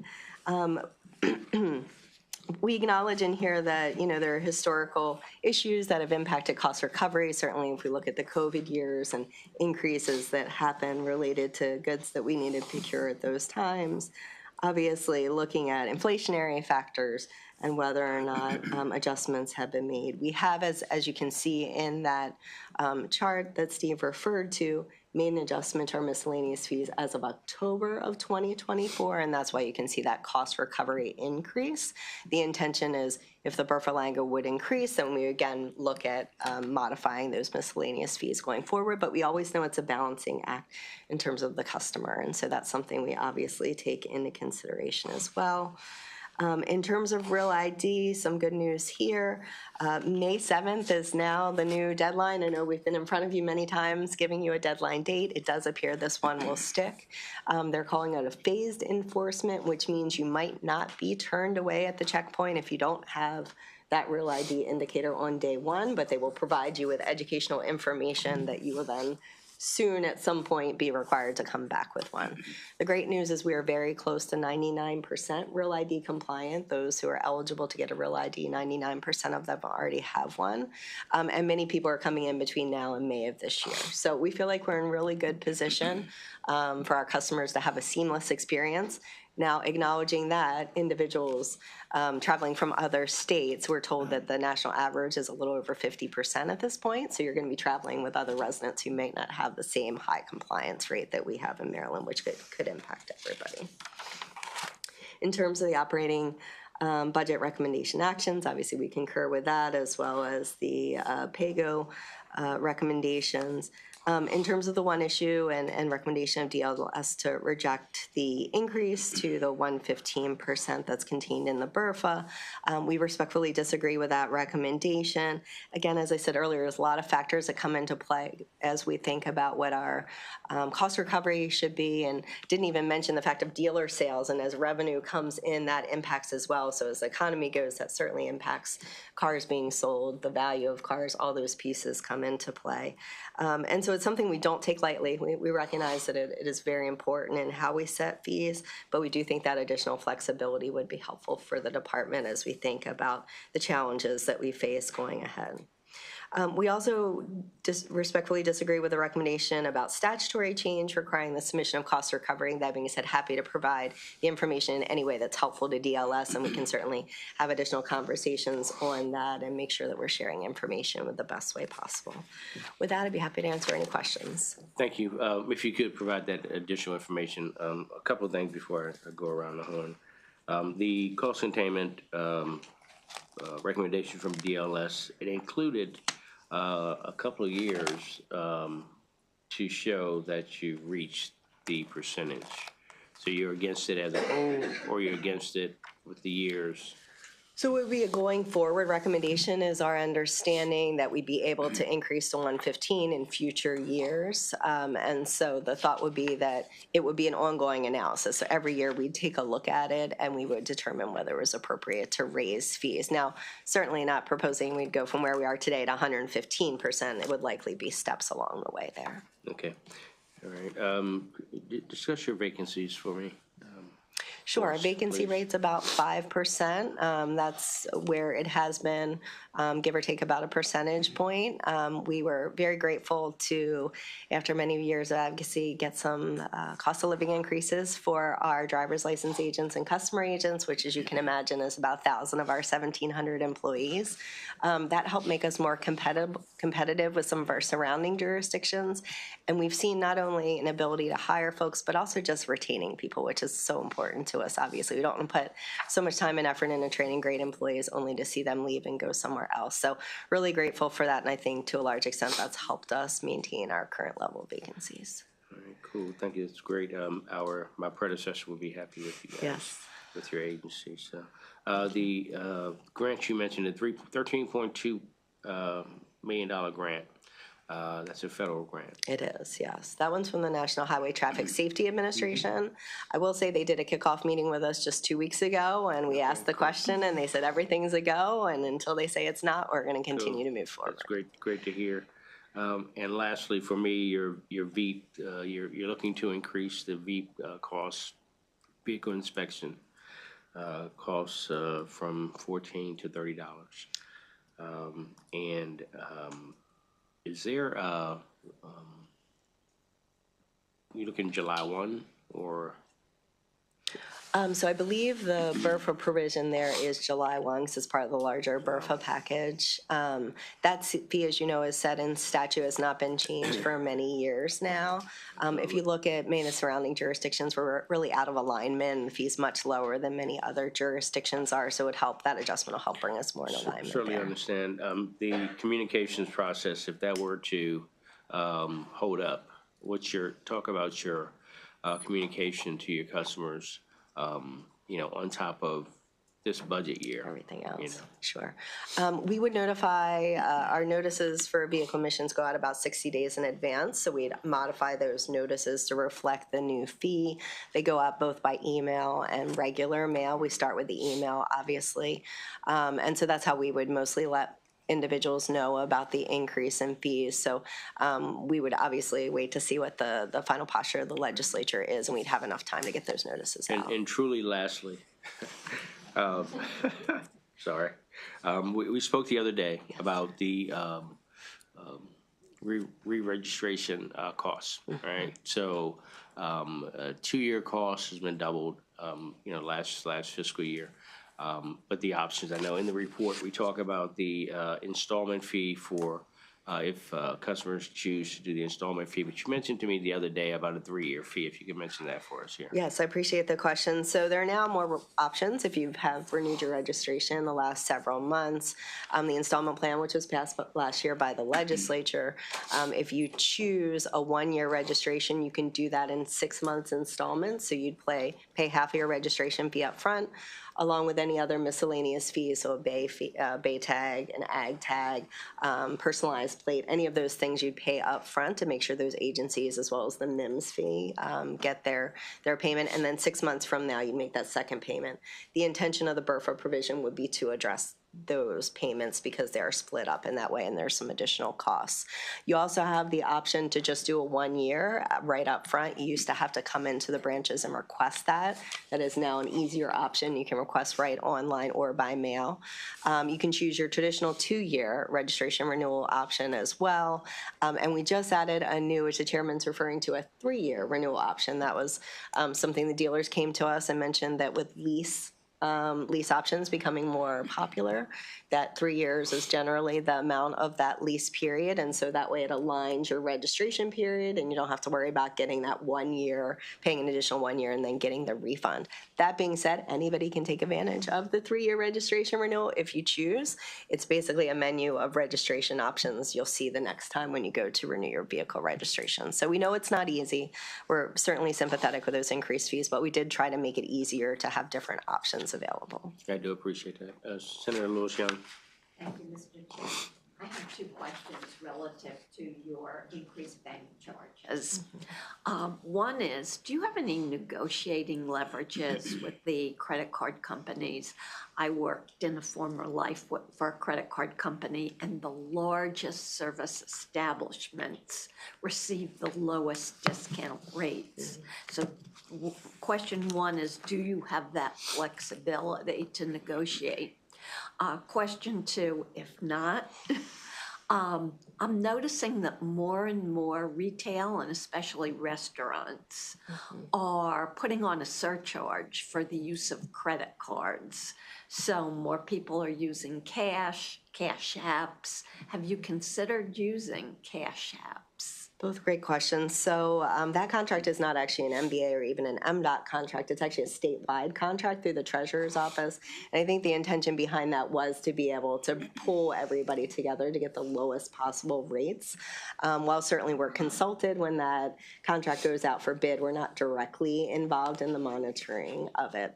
That being said, we have been following trends in terms of, entities requiring customers to pay the credit card fees. In fact, we did a survey and asked in terms of just state and local government who's doing it. It really is a minority currently of state and local who are doing it. As you mentioned, some private sector entities are starting to do it more. I will say it's something we're watching though, because it's becoming a big part of our budget. And so we're sensitive on one hand to fees increase, but we also recognize that we have to be able to afford the additional fees that we're being charged by the credit card companies. So we'll continue to look at that. You're welcome. Thank you. Senator Sullivan. Thank you, Mr. Chair. Thank you for these good services, because I see the times, and how well you're doing there, and that's always a good thing. And you're good employees, but just wanted to bring up one thing that was, I think, concerning about the 3 employees and what happened with them and the fraud. Was it a bribery and fraud scheme? And I know it was something that did happen. I'm glad you called them. That was a good thing. But how are we staying on top of that to make sure it doesn't happen again? It's a great question, and actually something I'm proud of. It was an employee that turned them in. And so we have an environment where it's zero fraud acceptance, right? We know that the products and services that we provide are critical. And so it was through a tip that we got that our internal investigations unit started looking at it and then realized there was something bigger here. And so in that case, we worked with the U.S. Attorney's Office. And we do have a history that if there's any kind of criminal activity involved, that we do refer it and obviously let the professionals make the determination. We do have a lot of checks and balances in our system of any gratis or free product has to have an additional level of review, even reviewing if there's a higher level of passage rates for a certain driver's license agent or other individual who's giving out those things. So a lot of system checks and balances that we have in there, but we're always dealing with individuals. And so, unfortunately, that's just something we're always going to have to be vigilant about. We talk about it to all of our new employees and the high public trust that we have. But I also think it is a good reminder to see those stories that are published. It's not unique to us. You'll see that with many other states as well. And really, I think it's for us to recognize that the products are this valuable to somebody who may not want to use them for the right purpose. And so keeping that dedication there. We actually have a fraud working group that we meet with all of the leadership of the organization every 2 to 3 months just to share ideas and new trends that are happening to try to stay abreast of it. But it's a constant effort. No, I appreciate that. And that was another part that you answered very quickly. Thank you, because I know we always need to be on top of that. That's because right. The advancements and how things look very similar or the same. Mm-hmm. And so I know we always need to be on top of that, but I appreciate that. Thank you, Mr. Chair. Yes. Absolutely. Senator Roosevelt. Thank you. A couple of different questions. One relates to customer service. And obviously, you have great ratings and great experience. Has the rest of state government asked for your help? It's a serious question. We have had some agencies reach out to us, whether it's about scheduling systems or other ways of doing things. And, I think those partnerships that we have in the branches with other agencies being co-located there creates great synergies. So somebody might be coming in for Veterans Affairs benefits, but then they come to us to get that veteran tag or the veteran indicator on their license. There's these cross synergies that I do think are happening. We'd certainly love to provide any additional assistance we can. I know we do it with other states as well. A lot of them have asked for us to talk about our IT modernization and some of the other big efforts that we've done because they hear of the good work happening in Maryland, which we love to be able to promote throughout the country. But there hadn't been anything strategic. Nothing, no specific initiative to look at that. Could we kind of put that on the list, Mr. Chairman, to talk about for budget language? Yes. Because the governor's government efficiency initiative is related to this. Not the same thing, but it's related. And I think we got to take our successes and spread the joy. So that was question number one. Question number two was AI. Mm-hmm. So AI should have tremendous potential in your agency. So where are you and where are you going with AI? Yeah, so we're already in the process of implementing a process to be able to take information from still paper forms. We do still have some of them, although we're greatly looking to reduce it, and to be able to feed that information into the system. That obviously greatly reduces the need for manual typing, errors that occur from that. So that's kind of the first step in the process of using AI on those paper documents that customers send to us. But we're also looking at other applications. For example, one that I've asked the team to look at, California's implemented something with it. We have a list of things that should not be on a tag, inappropriate language, those kind of things. It's very hard to keep up with the creativity that our Marylanders have when it comes to that. We have a list, but wouldn't it be great to use AI generation to run what's been inputted by the resident that they want on their tag first, and then still have a human looking at it secondly. But things like that are what we're looking at, ways that we can, be able to keep up with the vast universe that's out there that one individual reviewing a list might not be able to. So it's definitely on our radar. What about on customer service? So I think in customer service, we've been watching it. I think there's lots of ways through our contact center to be able to use information when you call in. We want to make sure that's used appropriately, though. So we are looking at it as a next phase implementation. We are currently implementing what's called a smart IVR. So it means it's interactive voice responsive system. So we'll be able to take information from you as a customer and say, are you calling about your driver's license renewal today? We see that it's coming up in the next few months. And so the next step of that could potentially be using some AI, including through chat and through some other ways we can use it online. So it definitely is our next phase implementation. As I'm sure you know, in the private sector, it's moving real quick in terms of particularly on AI for direct customer service. So I'm talking to an AI. I'm not. That's right. I'm talking like with voice. Even when you do a search now, I don't know if you noticed, but a lot of times it's an AI-generated response that you're getting back. So we are definitely following it and want to make sure we do it the right way, obviously, from the we're providing services to everybody, and we don't want to be in any way discriminatory, but it's an important technology and tool going forward. Well, that's great. Some agencies are ahead of the curve. You sound like way above average, which is good. If you could plan by the end of the year when you come back to us next year to give us a real kind of rundown. Here's what we're doing. Here's what we're not doing. Sounds good. Here's why we're doing it, and here's our plan of what we want to do. So great. That would be great. Federal funds, how'd they going? So the chairman mentioned the one special grant we got from NHTSA. That is continuing to move forward. We also receive grant funding. Most of it is USDOT. So we receive grant funding through federal motor carriers for our CDL drivers. We are told we can continue to move forward with that. Similar to GOCPP earlier, though the next year's grant funding was originally posted and then withdrawn. We've heard that it's going to be back up there at some point moving forward. But they haven't put anything up it is like not they have, going back up. like Justice, where they said things to come. No. And again, what have you heard from them when you talk to them and say what's going on? Generally, I think on a lot of fronts, because the type of things we do are service, law enforcement related. So a lot of that's business as usual. I think from a policy direction, they're waiting for additional guidance as leaders get into various roles throughout the department, and then we'll probably hear more direction there. Well, okay. So far you've heard nothing saying the money's going to stop. No, we have not heard that. In fact, we've asked the question directly, especially with NHTSA, because a lot of that goes down to the local level. We don't, it's all reimbursable. We don't want locals to spend money and then be in a position where they can't recoup it.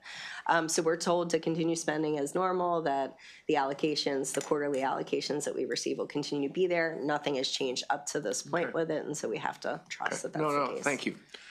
And last, we talked about this last year, I guess offline, was the study that MSD did on driver's ed, and you all cooperated with it and were helpful. I appreciate that. Of course.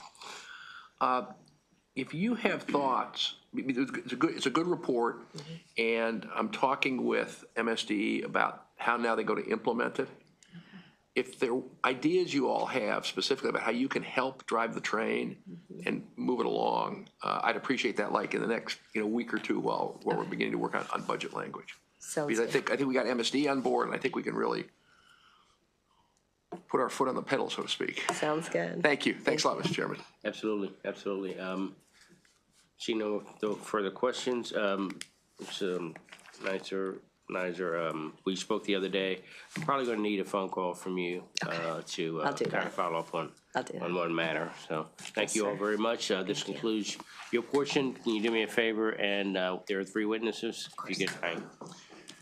All right, I'm going to call up Ms. Jennings, Ms. Davis, and Ms. Caro. You each have 3 minutes. Please state your name, your organization. You can start when you're ready. What did I say? 2 minutes. There's 3 of you, 2 minutes. We knew what you meant, Mr. Chairman. Thank you. I'll start because I'm sitting already. Mr. Chairman, members of the committee, thank you so much for having me. I'm Jana Davis, president of the Chesapeake Bay Trust, a nonprofit grant-making organization created by you all, the General Assembly, in the 80s. Our goal, as many of you know, is to empower community-based groups on the ground to help protect and restore natural resources. They want to play a role in this, and we can help them lead their own projects. We weren't created with an appropriation for operations. Instead, you all created the Chesapeake and now Coastal Bay's license plate, a prop here. And it's administered by our wonderful partners at MVA. Thank you so much, Administrator Nizer, and many others here. And that's why we're here today, happy to support MVA. Bay plates are optional to vehicle owners. It's state money. It's not state money, private money. It's an important point there. And the trust uses it to make grants and also run the Chesapeake Conservation and Climate Corps, a service program for young adults, also created by you all. We say these dollars go through the trust, not to the trust. MVA has been an incredible partner for 35 years now. MVA supports both the Bay Plate and the Ag Tag, the two background scene plates in Maryland, in a number of ways, including really clear communication to vehicle owners about the two license plate options in MVA branches and also during registration time online, invaluable information to the trust that allows us to budget and market each year, and a partnership on a really fun Bay Plate sales contest in the spring of each year. Demand for Bay Plate resources by communities has historically been about 3 times the amount of funding available, so we use the Bay Plate to attract other resources. For example, we'll bring $100,000 of the Bay Plate money to federal agencies, or at least have in the past, like NOAA, and they'll put $300,000 towards K-12 environmental education grant programs, for example. So in that way, the Bay Plate actually brings millions of dollars more into the Maryland than just the revenue from the plate itself.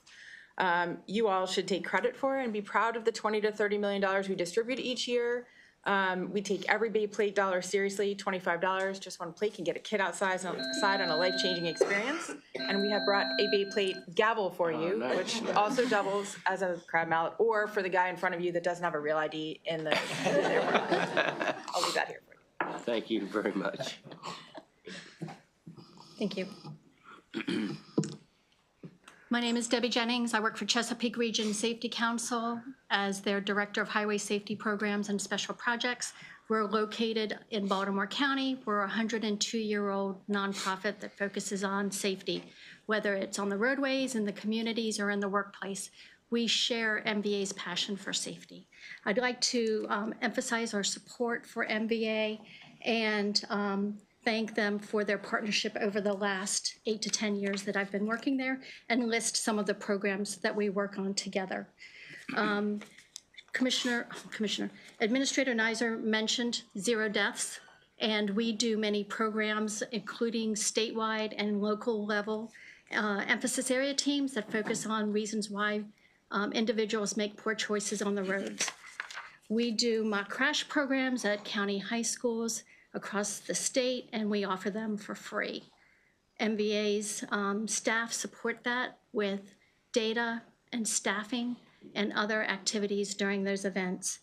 We were a member of the 2023 Work Zone Safety team, and we supported the MVA's mission on educational materials for new drivers. We developed an impairment education and cannabis use workshop program for law enforcement, cannabis users, and employers to help them become more familiar with what impairment is and isn't. We participate in we actually conduct driver improvement programs for young offenders that have been sentenced by court and need to take a required course before they can regain licensure. And we also offer courses for those that are out of state to meet MVA's requirements. Thank you. Before we move on, so are you court sanctioned? Do they, you said you bring in young folks who have been sanctioned by the court. Yes. Are you a partner with the court system? We don't partner with the court system. We most often partner with juvenile services and lawyers that need to meet the requirements before individuals get sentenced by the court proactively. We are audited by MVA, our instructors are certified by MVA, and the materials are approved by MVA. That course is called Alive at 25. Thank you. Sure. Good program, by the way. Ma'am. Thank you very much. Good afternoon, Chair and distinguished members of the committee. My name is Beth Caro. I am a licensed third-party private title agent in the state of Maryland, licensed by MDOT. I've been working in the space for 25 years, and closely aside, our administrator here today. I want to provide an informational statement from my perspective, as I have a nonprofit that is a national-based organization, the National Independent Vehicle Title Agents. And this is an organization that is dedicated to providing educational resources and DMV policy support to other third-party agents across our country. Also on a local level, I do want to mention that I do operate a Maryland-based title agency here in the city of Annapolis, serving our residents. I want to express that since 2017, I have been working very closely with MDOT to help enhance the fraud prevention, education, and promote best practices for our title agents that are serving our residents. We are the verifiers. We help to prevent fraud and misuse of our services in our offices. And as I've served as a past chair for our Maryland organization, the MBTA, I worked alongside with MDOT to help with their modernization, the Customer Connect project. And I'm very proud to have had this time to work alongside with Chrissy and her team because it helped to implement the online portals, the MBA portal that the residents use across the state, and these appointment-based systems for the services they provide. As you can see on the charts provided, the increases in customer satisfaction and the wait times reduced. Alongside in our private sector, we are proud to say that that has also helped to serve our businesses that serve as an extension of MDOT. So thank you very much today. Absolutely, thank you. Any questions, comments? Seeing none, thank you all. That concludes our hearing for Department of Transportation, Maryland Vehicle Administration. Next up is Department of Natural Resources. Our analyst will get us started.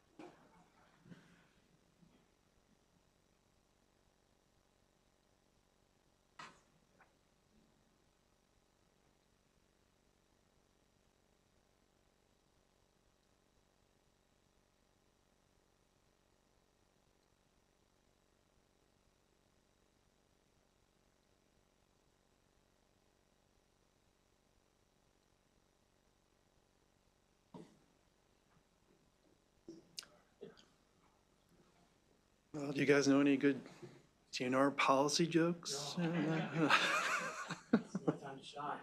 No? Oh, very good.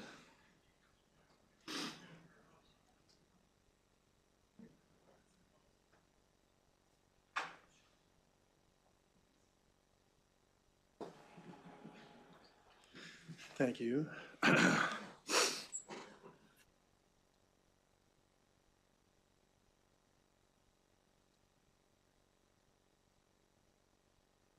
All right, thank you. Thank you, Chair Jackson. I will now present the Maryland Department of Natural Resources Fiscal 2026 Operating Budget Analysis. On page 1, you see there the budget increases $26.1 million, or 6.4% to $435.6 million. Moving now to the Managing for Results exhibits. The first one is on page 8. This concerns Maryland State Park visitors and capacity closures. So what you saw during the pandemic, the visitors using the parks skyrocketed to a high in fiscal 2021, around 21.7 million people. We've seen a decline in the number of visitors since then, but that seems to be stabilizing through fiscal 2024. The agency has information about park capacity closures. My understanding is that through the calendar year 2024, they increased to 166. So that reflects a slight increase relative to where we were going, which was a sort of downward trend. DLS recommends that and DNR comment on that capacity closures. The second Managing for Results exhibit is on page 10. This concerns the winter dredge survey crab population statistics.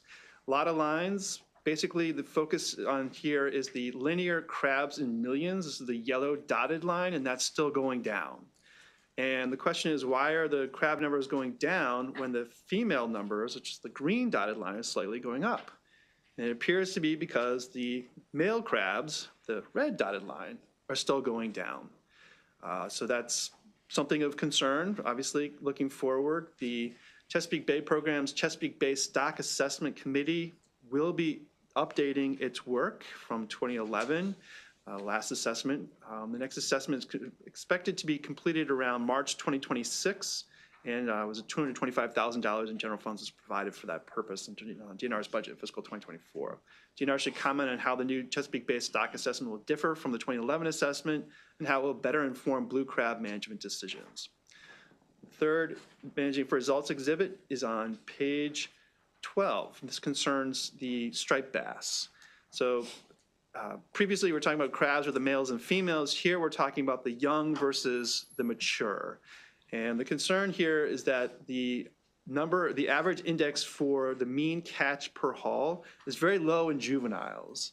And that the last time it was this low was back in the 1981, 1984 time period, which is followed by a moratorium of 5 years in order to allow the fishery to come back to full strength. Now, DNR does note that the average biomass for females, so those are the females that could obviously spawning, that number has gone up a little bit, as you see in that line.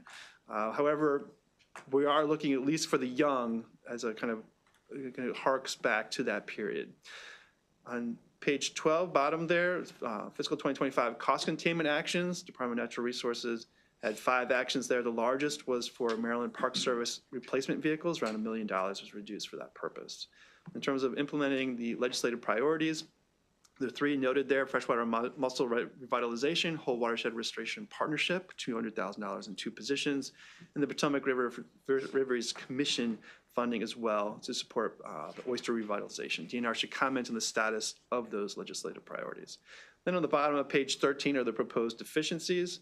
The first one there is the large one. This is the fund swap in fiscal 2025, $2.6 million in Chesapeake and Atlantic Coastal Bay's 2010 trust fund funding being used to defray general funds. So that's obviously helps out with the state's fiscal situation. That is contingent on the BRFA provision allowing for that funding to be used for that purpose. And then we'll see a similar action in fiscal 2026, which is actually $10.5 million. Fishing and boating services is around $1.3 million increase for continuation of oyster planting work. Then in terms of the agency's overall kind of spending, Exhibit 4 on page 15 reflects Chesapeake and Coastal Service, around a quarter of the overall agency, and that's largely due to the Chesapeake and Atlantic Coastal Bay's 2010 Trust Fund funding, and then also salaries. From Maryland Park Service, it's salaries and a lot of contractual full-time equivalents working in the parks, certainly in the summers, and then Natural Resources Police, around 17%, largely salaries. Moving now to the Exhibit 5, the proposed budget on page 17.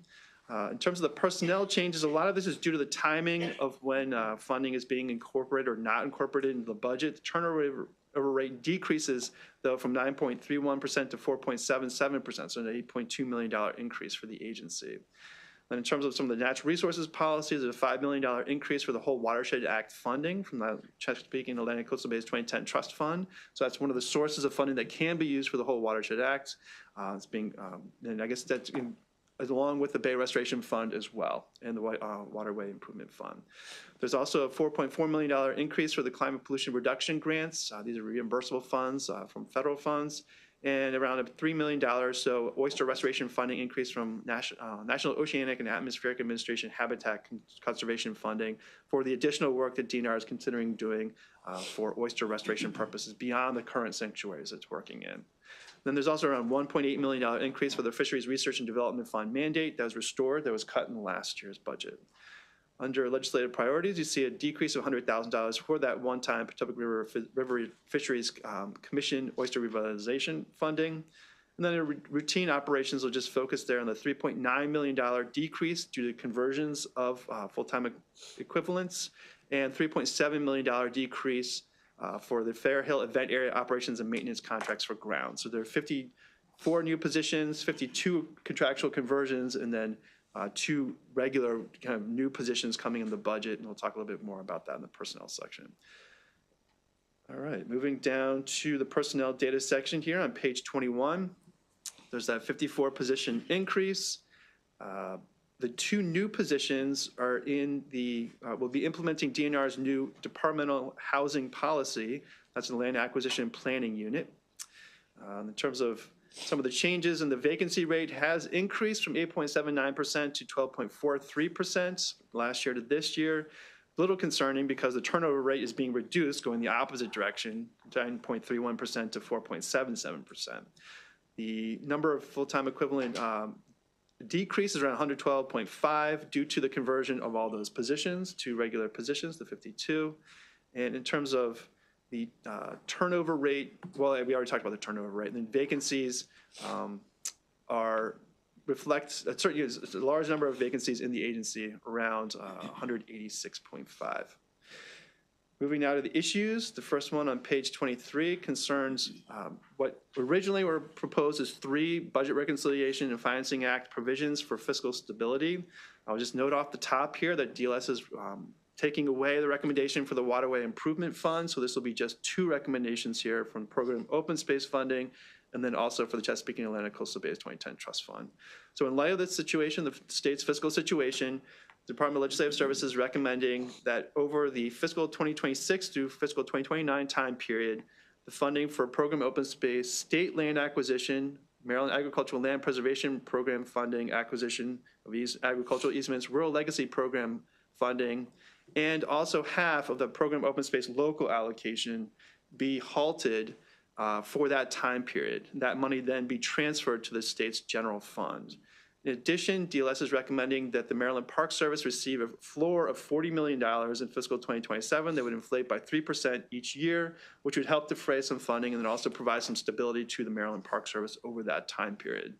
So that would be for fiscal 27 through 2029. The transfers, though, will be for all 4 years. The amount of funding would be about $48.8 million in fiscal 2026, and then that would rise to fiscal 2029 to around $115.8 million. If all that funding is then transferred to the general fund. The other recommendation here then is the Chesapeake and Atlantic Coastal Bays 2010 Trust Fund. Instead of transferring revenues, this would be expanding the use of the Chesapeake and Atlantic Coastal Bays 2010 Trust Fund so that it could be used to defray other general fund expenses within the Department of Natural Resources. So there's already some of this work being done in the budget as proposed. The Department of Legislative Services recommends that you expand that to provide some flexible stability for the state's budget going forward. That would be for fiscal 2026 through fiscal 2029, and largely depends on what level you guys, the Department Legislature, feels comfortable in terms of shifting to special funds and then being able to then defray those general funds. And of course, that work would then defray, would no longer allow for that special funded, originally planned work to go forward from the Chesapeake and Atlantic Coastal Bays 2010 Trust Fund. On the bottom of page 23 is a second issue concerns the 3 Department of Natural Resources reports that were not submitted. The first one here is the fee, fine, and penalty structure report. So a similar report was requested of the Maryland Department of the Environment. It kind of sets the stage for some of the fee increases they proposed in the last session. The report has not been submitted. It was requested to be submitted by September 1, 2024. And we will talk a little bit about some fee increases that are proposed in other bills, but this report hopefully would have provided a big context, kind of the whole big picture for where DNR was going and what it needed in order to fund its operations. Natural Resources Police Diversification Progress Report, so the funding was restricted for the purpose of that report. It was an update, basically, on the diversification of the Natural Resources Police. The report was requested to be submitted by October 1, 2024. It did come in a couple days ago, but didn't come in time for inclusion in this analysis. And then finally, there's the State Lakes Protection and Restoration Fund report. So that report was committee narrative, requested to be submitted by October 1, 2024, and it was not submitted. DNR should comment on why the 3 reports were not submitted on the time frame that was requested, the status of their development, and the information currently known in response to the report requests. In addition, DLS recommends that the funding restricted pending the submission of the NRP Diversification Progress Report not be released. We're changing that until we'll review the report and then make a recommendation about whether the funding should be released, because the report has been submitted now. The third issue on the page 25 concerns the Maryland Outdoors online licensing system. So this new system is replacing the kind of aging system that DNR has been using for a number of years and never really kind of felt satisfied in terms of where they got with it. This new system hopefully will provide for a lot more interest from the hunting and recreational fishing communities and other communities and bring them back to the table, working with the Department of Natural Resources and hopefully bringing in additional revenues as well. It's a great way to kind of interact with the community and be able to support recreational interest in those activities going forward. On page 26, Exhibit 6 shows some of the trends for hunting and recreational fishing to kind of focus here. The hunting items processed has slowly increased over the time. That's the purple dotted line, while the recreational fishing items processed are kind of flat or slightly declining over that time period. So hopefully that would kind of spur additional interest in those particular areas. DNR should comment on the estimated increases in fishing and hunting items processed, the associated revenues, and the impact on DNR's operations from the new Maryland Outdoors licensing and registration system. Then the fourth and final issue concerns the additional legislation in the fiscal 2025 budget. There are four bill or 2025 session. There are 4 bills that have been introduced in this session. The first one I'll talk about is Maryland Park Service. So Maryland Park Service is in a rather difficult financial situation. Last year, we basically had to run down the fishing, the Forest or Park Reserve Fund balance in order to be able to fund its operations. This year, they're using around $16.4 million in Program Open Space Fund balance in order to kind of shore up the work that needs to be done there. They're they have 100 positions from the Great Maryland Outdoors Act from 2022 and 62 vacancies still for that 100 positions. Therefore, a lot of work still needs to be done in that particular area. HB 717 has been introduced in this session to address some of these funding concerns. A couple of them here, the affiliated foundations. So one component of the legislation is to authorize DNR to establish affiliated foundations similar to the National Park Foundation, perhaps on the federal level, hopefully being able to fundraise more and be able to support operations at individual parks. There's also a Program Open Space State Land Acquisition Balance use. The idea here is if the Program Open Space State Land Acquisition Balance is $80 million or more in the prior year, then the DNR can use some of that funding to then provide for salaries in the Maryland Park Service. I'll just note here that we don't want the balance to be large. We know it is, but we don't want it to be large, and therefore hopefully that provision would not be used.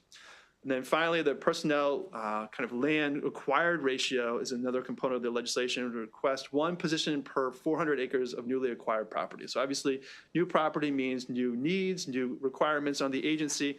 This requirement would say that the DNR would then have to request from the Department of Budget and Management a position for every 400 acres that they're acquiring. Although this is obviously a question going forward due to the kind of fiscal situation that the state is in. HB 1184 and Senate Bill 477 address the size and scope of the new Port of Deposit State Historical Park. So it was created by the Great Maryland Outdoors Act. It was significant funding reflected in the fiscal note for these bills in terms of what would need to be done both on the capital side and the operating side over a number of years, but around $56.1 million. These bills have been introduced that would reduce the size and the scope of the work that would need to be done to remediate those properties due to this much smaller property being transferred to the Department of Natural Resources, hopefully reducing costs substantially. And then finally, on page 29, there are 2 fee bills. The first one, HB 719, increases the funding that comes to the State Boat Act Fund, and then HB 40 and Senate Bill 258 increased fees for fishing licenses. DNR should comment on how the provisions in HB 717 contribute to the long-term fiscal sustainability of the Maryland Park Service, and also should comment on how the fee increases noted in those bills figure into the larger plans to support DNR's programs in general, and in particular with special funds. The operating budget recommended actions are noted on the bottom on page 30. The first one there is a recommendation from the Chesapeake Bay Overview Analysis to have a narrative for a summary of Chesapeake Bay restoration spending. The second one there is for historical and projected Chesapeake Bay restoration spending, kind of a report that the agencies do to kind of look at the big picture of Chesapeake Bay restoration work. And the third recommendation on the bottom of page 31 is for the Chesapeake and Atlantic Coastal Bays 2010 Trust Fund annual work and expenditure plans to be submitted as required by statute. And then on page 32 are what we'll now say are two Budget Reconciliation and Financing Act provisions. The first one there concerning the transfer tax, and then the third one concerning the Chesapeake and Atlantic Coastal Bays 2010 Trust Fund, due to the fact that we're no longer recommending that Waterway Improvement Fund reduction or the plan there. And there are a couple of budget contingencies as well for the agency that are impacting DNR in fiscal 2027 or 2026, excuse me. The first is the Maryland Forestry Education Fund mandate on page 19, which I neglected to talk about a little bit earlier. There's a Maryland Park Service operating expenses using POS balance, as noted, the $16.4 million, and a couple of other recommendations, including the Chesapeake and Atlantic Coastal Bays being opened up for operating expenses and allowing for $10.5 million in funding to be defrayed. Unless there are any questions, that concludes my presentation. Thank you very much. Any questions for our analysts? Seeing none, Mr. Secretary. Good afternoon, Mr. Chair, members of the subcommittee. For the record, Josh Kurtz, Secretary of the Department of Natural Resources. I'm joined today by Lauren Buckmaster, our Director of Fiscal and Administrative Services at the Department, for any technical questions. So we've submitted written responses to the questions in the DLS analysis, and thank you to Mr. Gray for that analysis. I wanted to touch on a couple of those recommendations in a little bit more detail, talk about our legislative priorities, how they impact our budget, how our federal budget actions and what's going on in the federal government have the potential to impact our budget. But really, I was hoping to focus the bulk of my time on the recommendations, issue 1 on page 23, if that's all right with you, Mr. Chair. Great. So I just wanted to start by, frankly, recognizing the fiscal situation that the state is in. We've been working diligently to ensure that we're maximizing our programs all across the state of Maryland, while also instituting cost containment to support the general fund. And I think really that's the focus of a couple of the pieces of legislation that Mr. Gray mentioned. And I want to start with HB 717, which really is about operating budget for our Park Service. A couple things in this piece of legislation that I think are significant and important. When we think about operating budget for the Park Service, right now we are pulling from a couple different places. It's our access fees. It's also some program open space dollars that were already designated. But what ends up happening is we're operating at a shortfall pretty much every year. And so what this budget or what this bill would allow us to do is really flatten out that by giving us several additional tools. The first being the transfer that Mr. Gray referenced.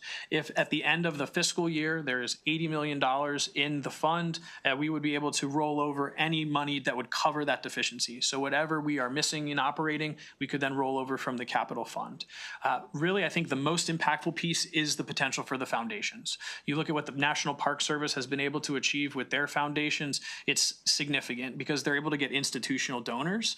Think about your Subarus, your large organizations who have really, frankly, a vested interest in our public lands. We see this as an opportunity for us to bring private financing into the space to help us operate the parks. Really think about that as project funding, so we could use some of that additional operating budget to go back to salaries. The other component to that is also really that additional flexibility we could get with the transfer tax. And then when you look at HB 719, this would increase boating fees, and that directly goes to implementation of the State Boat Act. So these fees by statute and by federal law are required to go into administration. This also allows us to free up some of the funds that go to administration from our Waterway Improvement Fund. Those funds should go to projects, and this will allow us to put more money into projects. We'll also have the operating budget we need for our licensing and registration centers, our fishing and boating services. And that's why we're looking at basically indexing the fees, so taking them to where they were to adjust them to inflation to where we are now so that we can fund both of those critical programs. And then I wanted to touch on the two BRFA provisions. I think the Chesapeake and Atlantic Coastal Bays Trust Fund, that $10.5 million, these are extraordinary times. We've never had to pull funds from that funding source for operating, and frankly, it's so pivotal to where we are in the bay restoration right now.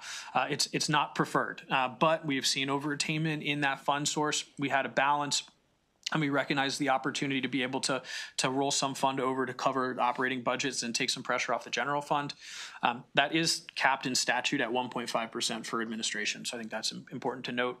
And then also on the program open space stateside fund, again, looking at the healthy balance that we have, we put forward rolling over that 16.4 from stateside into operating of the Park Service. Again, ensuring that we continue to have a world-class Park Service from an operation perspective, but still being able to acquire land at the pace we need to meet the 2040 goal and to provide access to nature to all Marylanders. I do want to touch on federal quickly because I think when we look at our budget, that's a really important component. DNR has 127 open and active federal grant awards right now across several agencies. Over 100 DNR employees, our salaries are covered by federal funds. We've been in touch with NOAA, USGS, USDA, U.S. Fish and Wildlife Service, a wide range of federal agencies because we rely on them for partnership and for getting the work done. Right now, what we're seeing is our IIJA and our IRA money is still continuing to come in. We're happy with that. We're still getting draws from those fund sources, but we have a significant amount of funds in IRA that could potentially be caught up. $10 million for oyster restoration, $10 million for forestry, so that's think tree planting for 5 million trees, and $44 million in the climate pollution reduction grants. Those outcomes and the outcomes of the Atlantic and Coastal Bays Trust Fund are directly intertwined.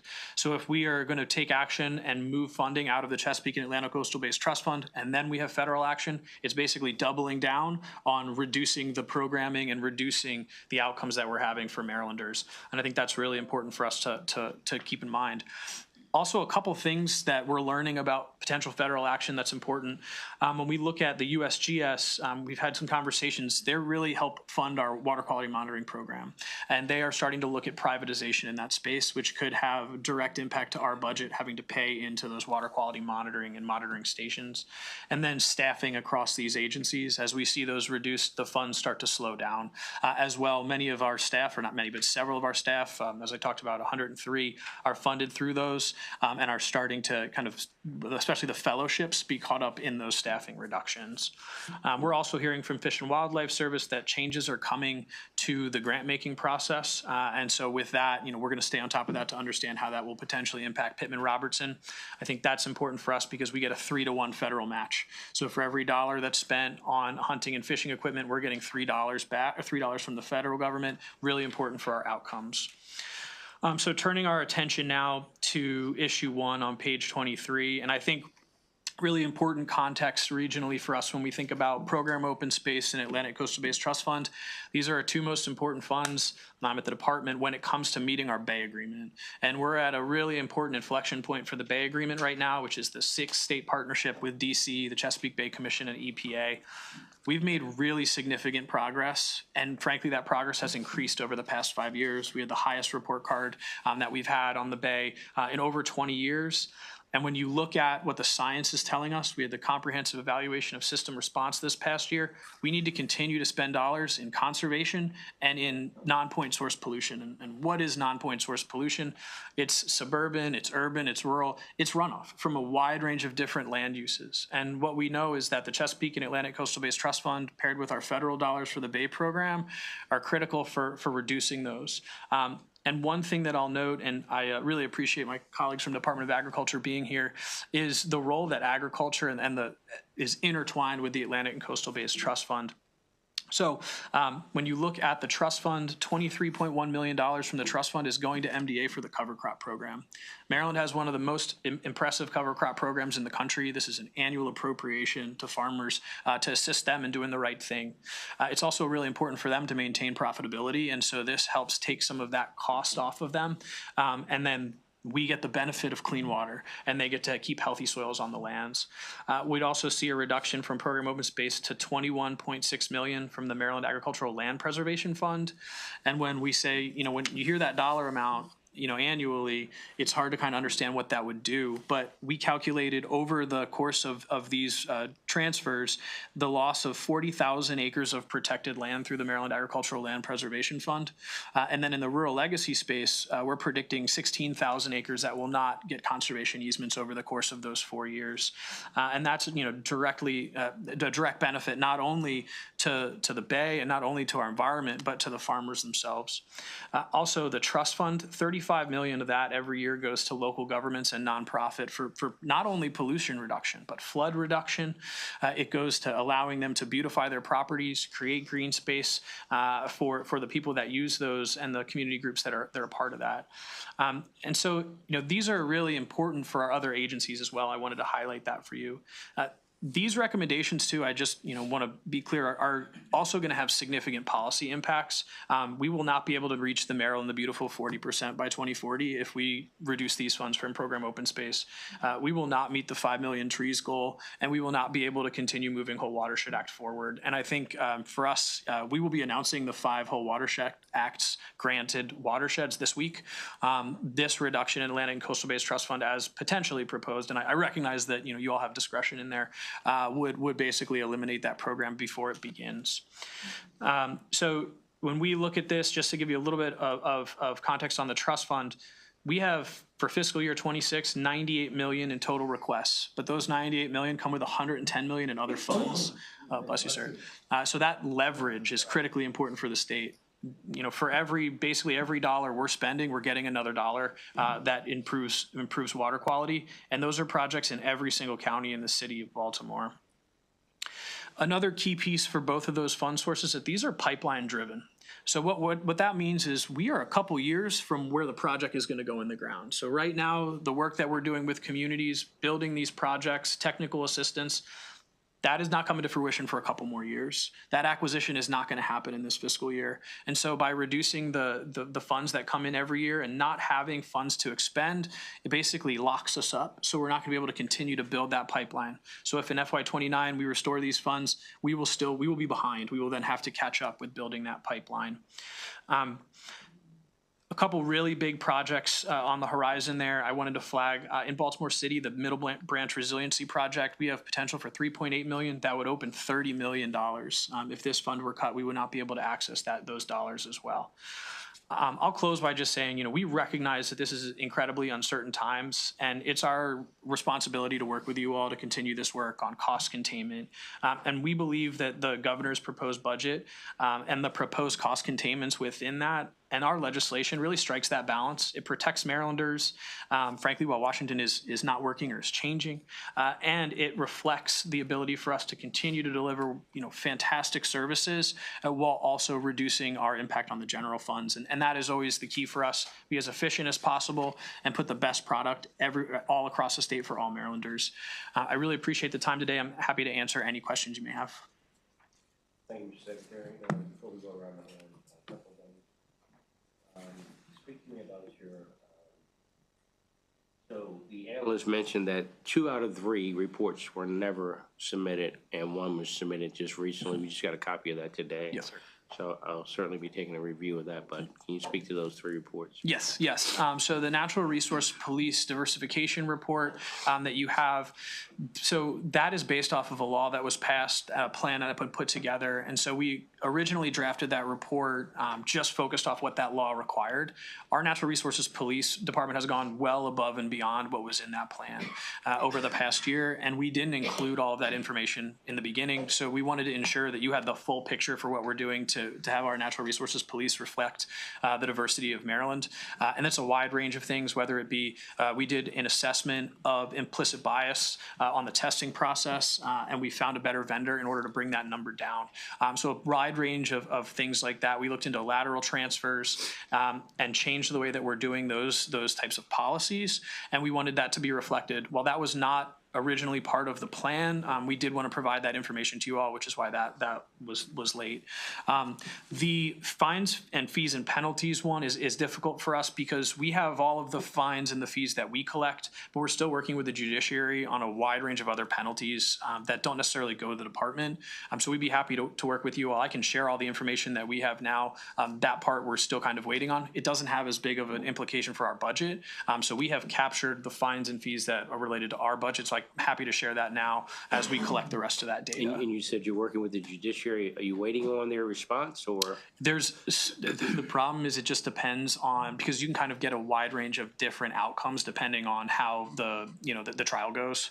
And then those fees might look different. And so we've just been kind of going back and collecting everything that's happened. But I think if the goal is to think more about our budget per se, then we've got all that information. I can provide that to you. It just won't have that additional component. Okay, and please do, but also keep us up to date on your progress with the courts. Absolutely. We can certainly speak to them as well. Yeah, and they've been working great with us. I think it's just every time we learn something, like we find two more kind of variations on that, and just bringing that into the system has been a little bit challenging. The third report? Yes, the State Lakes one we have compiled, and you all should have very shortly, if not already. Okay. But I'll make sure of that. All right. Secondly, your vacancies. There's, I lost my page here. Talks about 100 and, what's the number? 186.5 vacancies, and 27 of which are over a year vacant. Yep. And so several of those are actually natural resource police pins. And so we have 20 natural resource police pins that we're holding for the next cadet class.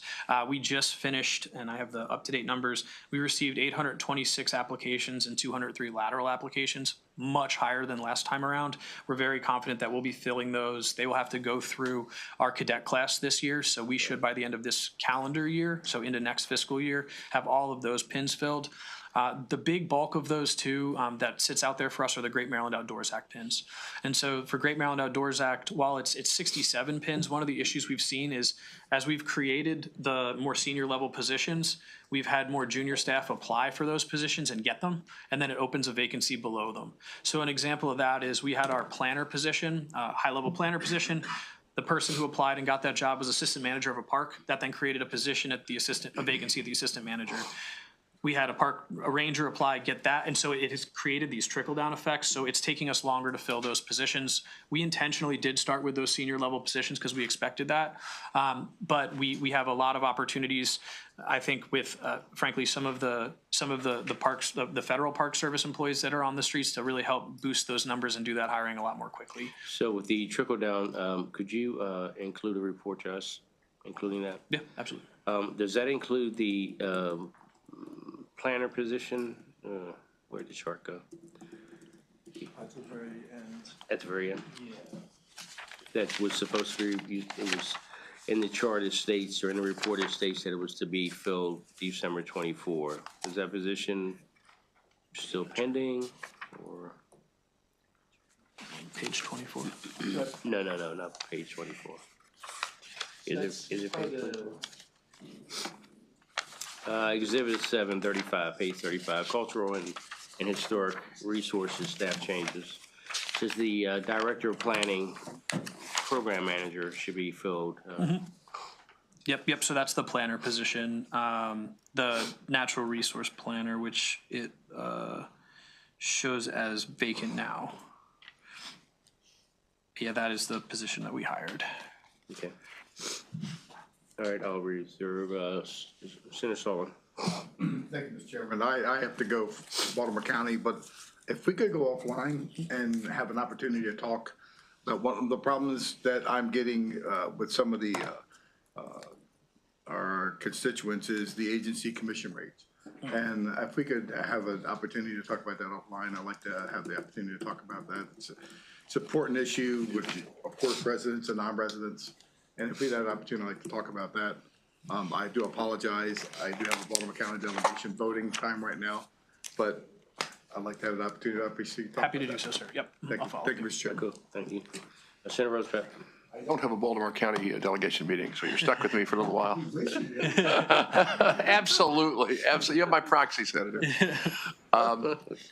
So I got several questions, but first I just want to say, one of the great things I like about being on this committee, including this subcommittee, is we get to see various agencies compare and contrast. And I just have to say that from all the testimony before the committee over the years, you're among the most on top of the details in your agency of the folks we see. So I really want to compliment you on that, because I think it's important for the person at the top to know what's going on elsewhere. So first of all, I want to compliment you on that. Got a whole bunch of questions. Let's start with federal money.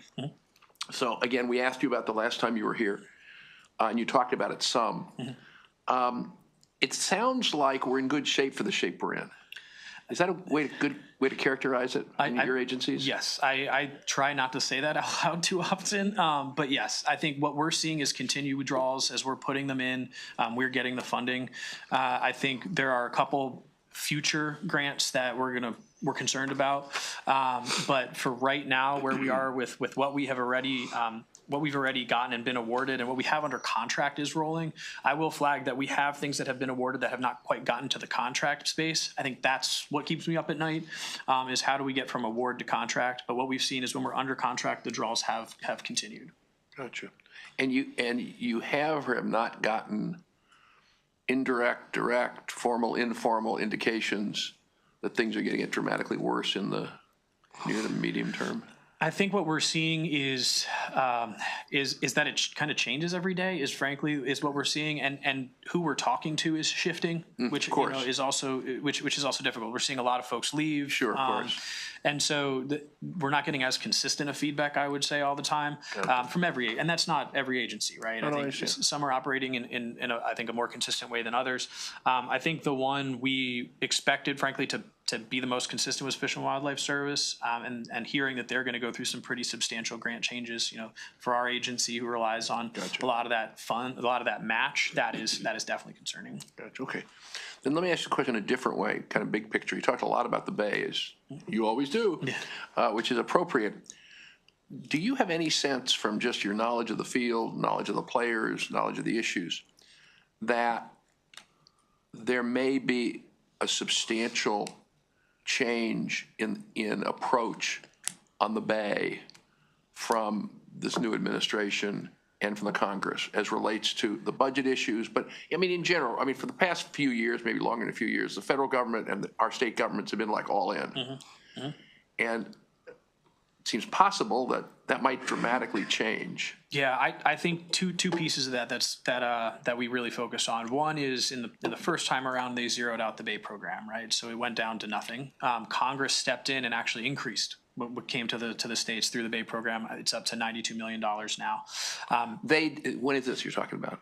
You say it comes through EPA, but Congress so they zeroed it out. Meaning last year? No, in the first term. So the first Trump administration. The first Trump administration. Yeah. I'm sorry. Yeah. So they made that move, and then Congress restored it. Got it. So that is something obviously that we're waiting to see what happens there.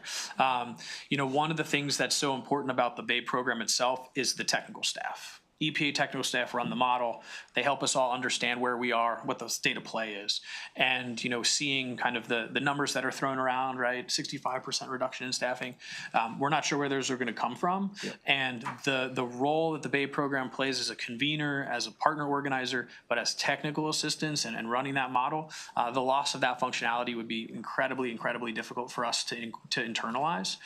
Although I think, frankly, we are as well positioned as we can with our participation on the Chesapeake Bay Commission and some other entities to try to find some novel solutions there. But I would say that's an area of real concern in terms of keeping that foot on the gas and that partnership moving forward in a positive way. I think you said there were two. Yes. So so technical assistance and then the funding for the Bay program, that potential for it to be zeroed out. Gotcha. Okay, thank you. That's very helpful. Before you move off of that, please go ahead. We recognize at a hearing. I was sitting in Tripoli as waiting, and we recognized during the hearing there, it was yourself, Secretary from Agriculture and Secretary from the Department of Environment. We recognize that at least two, maybe three recent members from EPA, the federal, have joined the local, the state agency. We're happy. One of them we're very familiar with from Prince George's County. So hopefully, that can bring some reassurance. I want to get back to the Chesapeake Bay. So take a little parochial run on this. North Beach and Chesapeake Beach are in my district. They obviously have, Coast Guard and the Army Corps of Engineers that helped them out. Not so sure how much on the Prince George's County side where Eagle Harbor is. And so when you're talking about resiliency of those beaches, as well as the federal input that comes to our waterways, can you expound a little bit more on that? Yeah, well, I think one of the things that we're doing now is we're looking, frankly, south, and you look at what's going on in Virginia Beach and what Army Corps has done working with local government and the state down there to build resilience. That's, I think, over $100 million project, and it really is focused around that resilience for people and that resilience for the federal infrastructure down there. I think when you look at Army Corps, and actually the former chair of this subcommittee connected me with the Army Corps, the new, I'm blanking on his title right now, for the Bay last week, and we're going to sit down and chat about how Army Corps can continue and increase their footprint here in Maryland. But I think what you see there is DOD and Army Corps have really invested in this space. They're very cutting edge, and if the more we can grow those partnerships, the better off we're going to be from a technical assistance and down the road, hopefully, potential access to federal funds. But I do think that is a key partner for us, and when you look at Whole Watershed Act, the Bay Bill sets out a new permitting approach that is directly related to bringing federal partners to the table earlier so that we can expedite permitting. And that leads to a later question coming from Senator Rosepep, but you have any concerns about those partnerships? So far, we've seen them continue to do outreach to us, continue to want to participate and be a part of those state permitting processes. Again, we're going to have to kind of wait and see that a little bit, but I think the recognition of the value that those partnerships bring to shoring up, and we have a lot of DOD facilities here in Maryland, right? So I think because of that, we're going to continue to see that partnership be strong. I appreciate that. Sorry, Senator. No, that's fine. No, that's great. You were talking about private money creating a foundation. So give me a sense of scale of that. I mean, how much money do you think you can raise? Yeah. I think that's one of the places where the institutional giving is really going to be key. You look at, what we've seen from the Parks Foundation, they're getting multi-million-dollar gifts. I don't know if we're going to get that right off the bat, but I think the thing is we're set up to handle that at DNR right now. We have a donations account. We have incredible friends of groups. I think at least one of them is here today, that bring funding into the department, and they're really good at place-based philanthropic giving, and what we want to do is take that to the next level. So if we're bringing in, anywhere between $10,000 and $50,000 a year, we'd like to get that up to $500,000, $1 million, and then eventually into that $10 million range. So then help me understand, we're doing this now, but just at a small scale, but what are we changing? So we don't have statutory authority to set up that affiliated foundation to really be proactive with that. So how does the money come to us? Or? Right now, it still comes through the donation accounts that we have, and we work closely with our Friends of groups, but the foundation gives us more ability to have more strategic say in terms of who they're doing outreach to and how they're positioning themselves with the potential benefits. To what extent are models in other states of this? So really the National Parks Foundation is the big one. Yeah, not as much. Okay, we're trying to be a little vanguard here. That's fine. No, that's fine. Thank you. No, that's great. It kills me when people say no other state is doing it, and I'm like, can't we lead? So God bless you. No, I'm on board with that. Program open space. I've lost track of the math.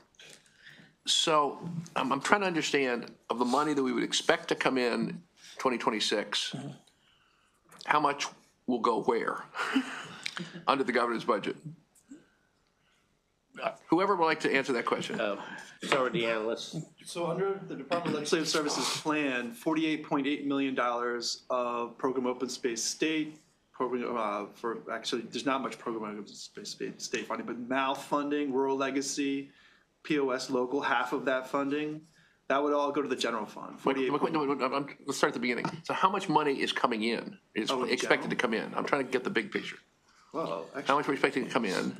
So looking at the transfer tax allocations for 26, we're expecting 97.8 for the buckets. 97.8 million for the. 97 is the total for state and for local distribution? Yeah, this is, that would include MALF, rural legacy. So the income would be, the gross revenue would be 97. Mm-hmm.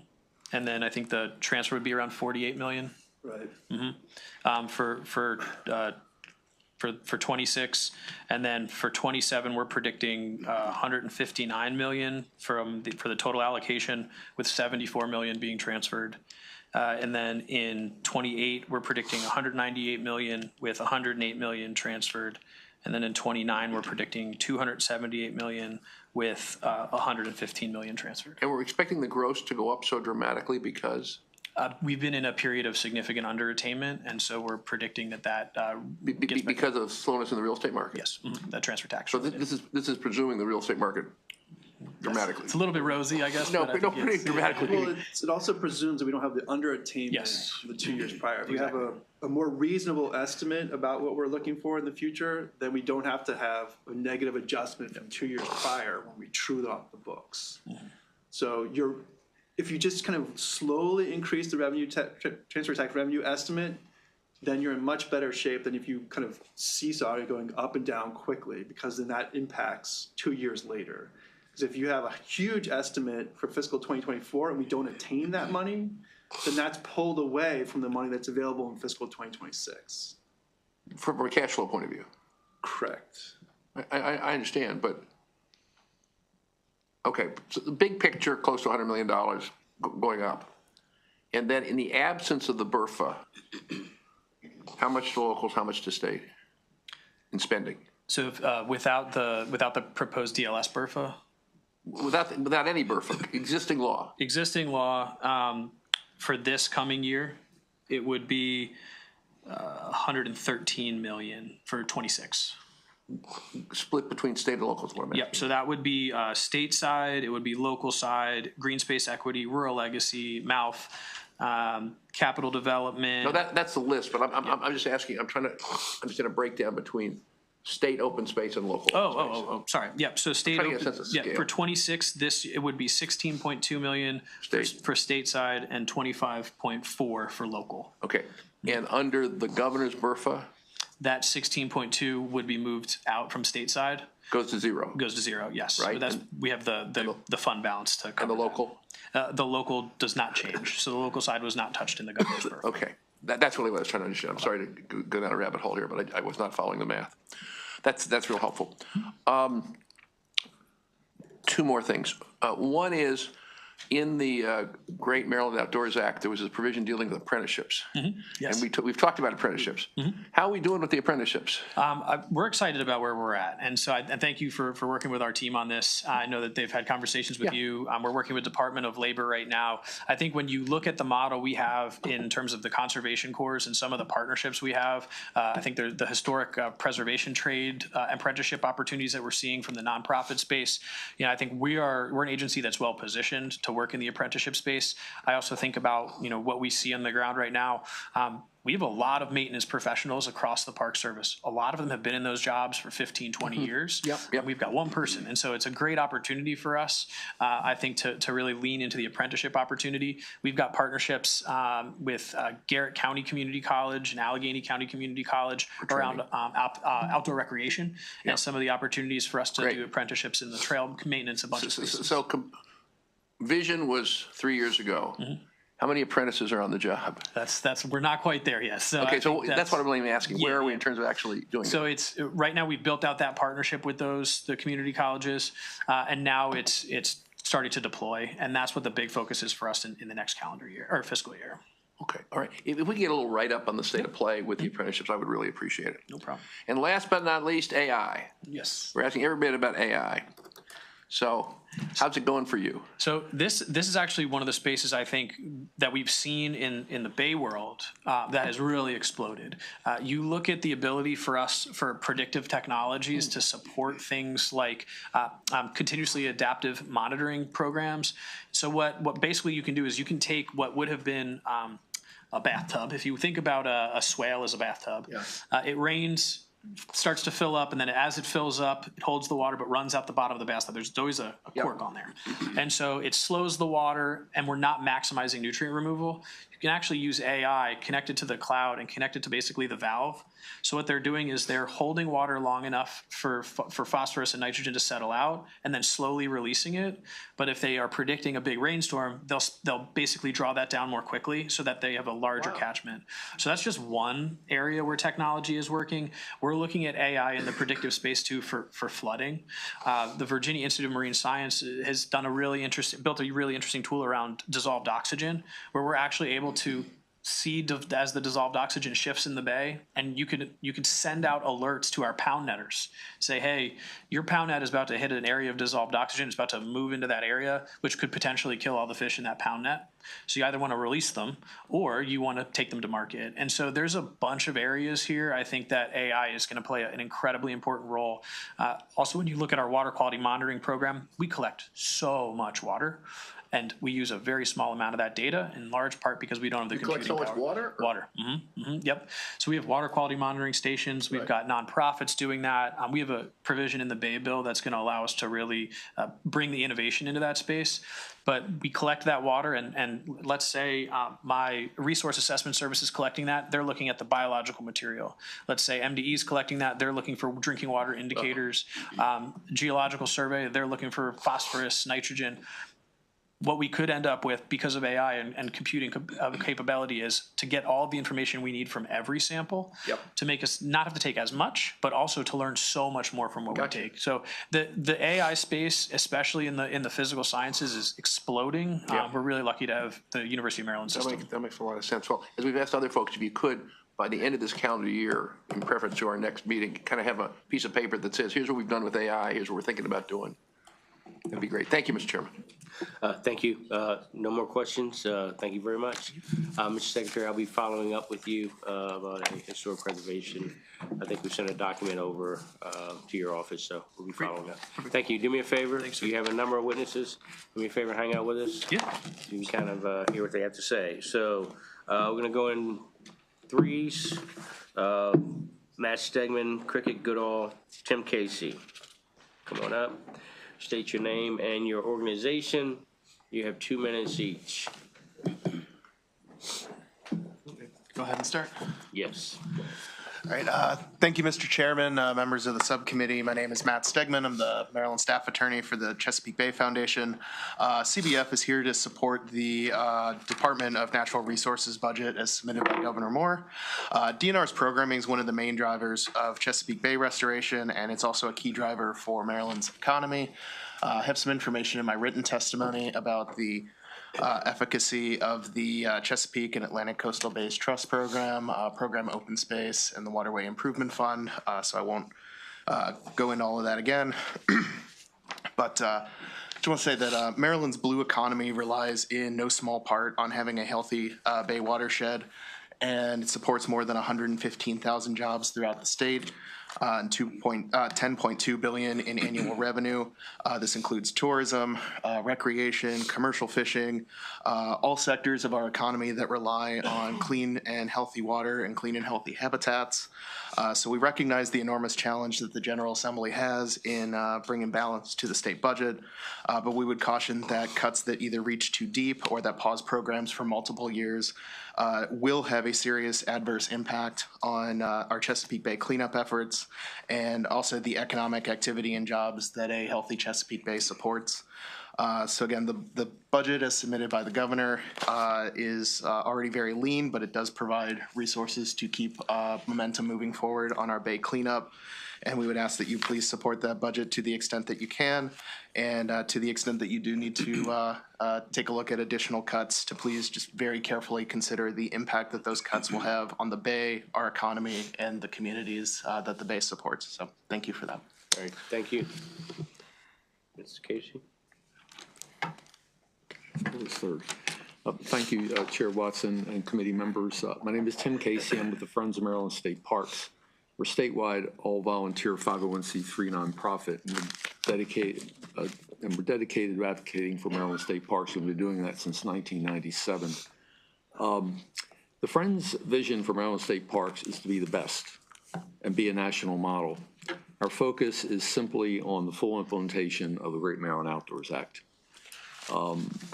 Specific to FY 2026 operating budget, the Friends support the governor's budget with the BRFA bills both in the House and the SB 321 in the Senate, and that's Section 16 provision. And this provision appropriates the $16.4 million of program open space for operating expenses for the Maryland Park Service for FY 2026 only. Please pass this BRFA provision. If it's not passed, the Maryland State Parks operating budget will be reduced by over 20%, similar to the budget they had in FY 2023. State Parks will not be able to operate as the 2022 Great Maryland Outdoors Act has intended, and the way it was intended for millions and millions of Maryland citizens. Again, depending upon where the federal changes wind up affecting state lands and federal lands and so forth, I believe that in the coming year, maybe 2 years or so, the Maryland State Parks will be a very critical spaces for Maryland citizens to recreate. So we have to bear that additional possibility in mind. Thank you very much, Mr. Chairman. Thank you, Mr. Casey. Before we move on, Senator Rostrep, you had a question regarding the foundations in the parks? I did, but I mean, I'd be interested in your perspective on that in terms of what the potential is with the legislation. We're kind of a small player in many ways.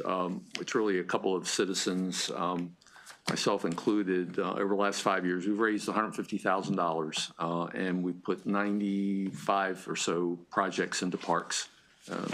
Some of them coming in this year we're in FY 2020, fiscal 2025.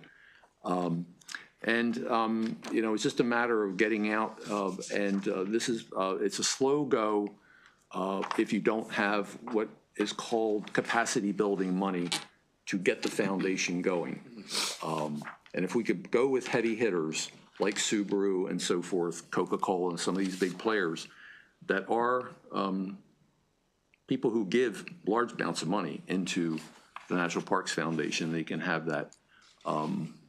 But you have to be an affiliated foundation, one that is essentially mission-driven relative to the agency you're supporting, in this case, the DNR.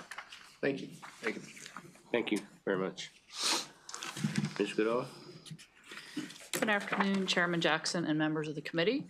I'm Cricket Goodall, a Baltimore County resident and Executive Director of the Maryland Horse Breeders Association. However, today I'm here in my role as Acting Chair of the Maryland Agricultural Land Preservation Foundation, otherwise known as MALF. Thank you for the opportunity to speak in support of the DNR operating budget as proposed and respectfully oppose the DLS suggested cuts to MALF and other land preservation programs. Everyone here fully recognizes the dire budgetary times and the hard decisions in front of you. There are no easy solutions, and we recognize the need for all state programs will be impacted at some level to reach the balanced budget. However, the DLS recommended funding cuts to MALF completely eliminates all funding to the program for 4 years. I come to you today to shine a light on the importance of MALF and to the agricultural community in Maryland. The MALF program is a successful partnership between state and local governments and the agricultural community. The $140 million of state funds that would be cut if DLS, the recommendation is adopted, would leverage $48 million in county funds and preserve 40,000 acres of farmland. Farmland easement projects take years to cultivate and get to the point that they are ready for MALF funding. If the proposed cuts are enacted, many of those projects will be derailed, and this could mean lead landowners to selling their farms for development rather than preserving the critical farmland. And once farmland has been transferred out of agricultural use, it's lost forever. This will negatively impact the state's largest commercial industry, agriculture. Land is a finite resource, historically increasing in value over time. Eliminating preservation funding today and for the next 4 years will certainly create a higher price tag on the future land at the same level. I'm going to run out of time. Anyway, we just are worried that if these programs are MALF is zeroed out for 4 years, that the trust in the program will be completely diminished. You know, people will wonder where the money is, and we appreciate your considered.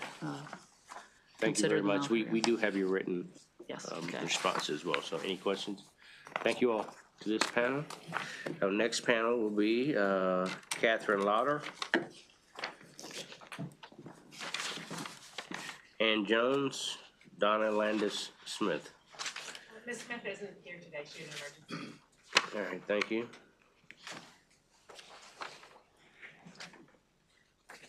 Hamna Sharif.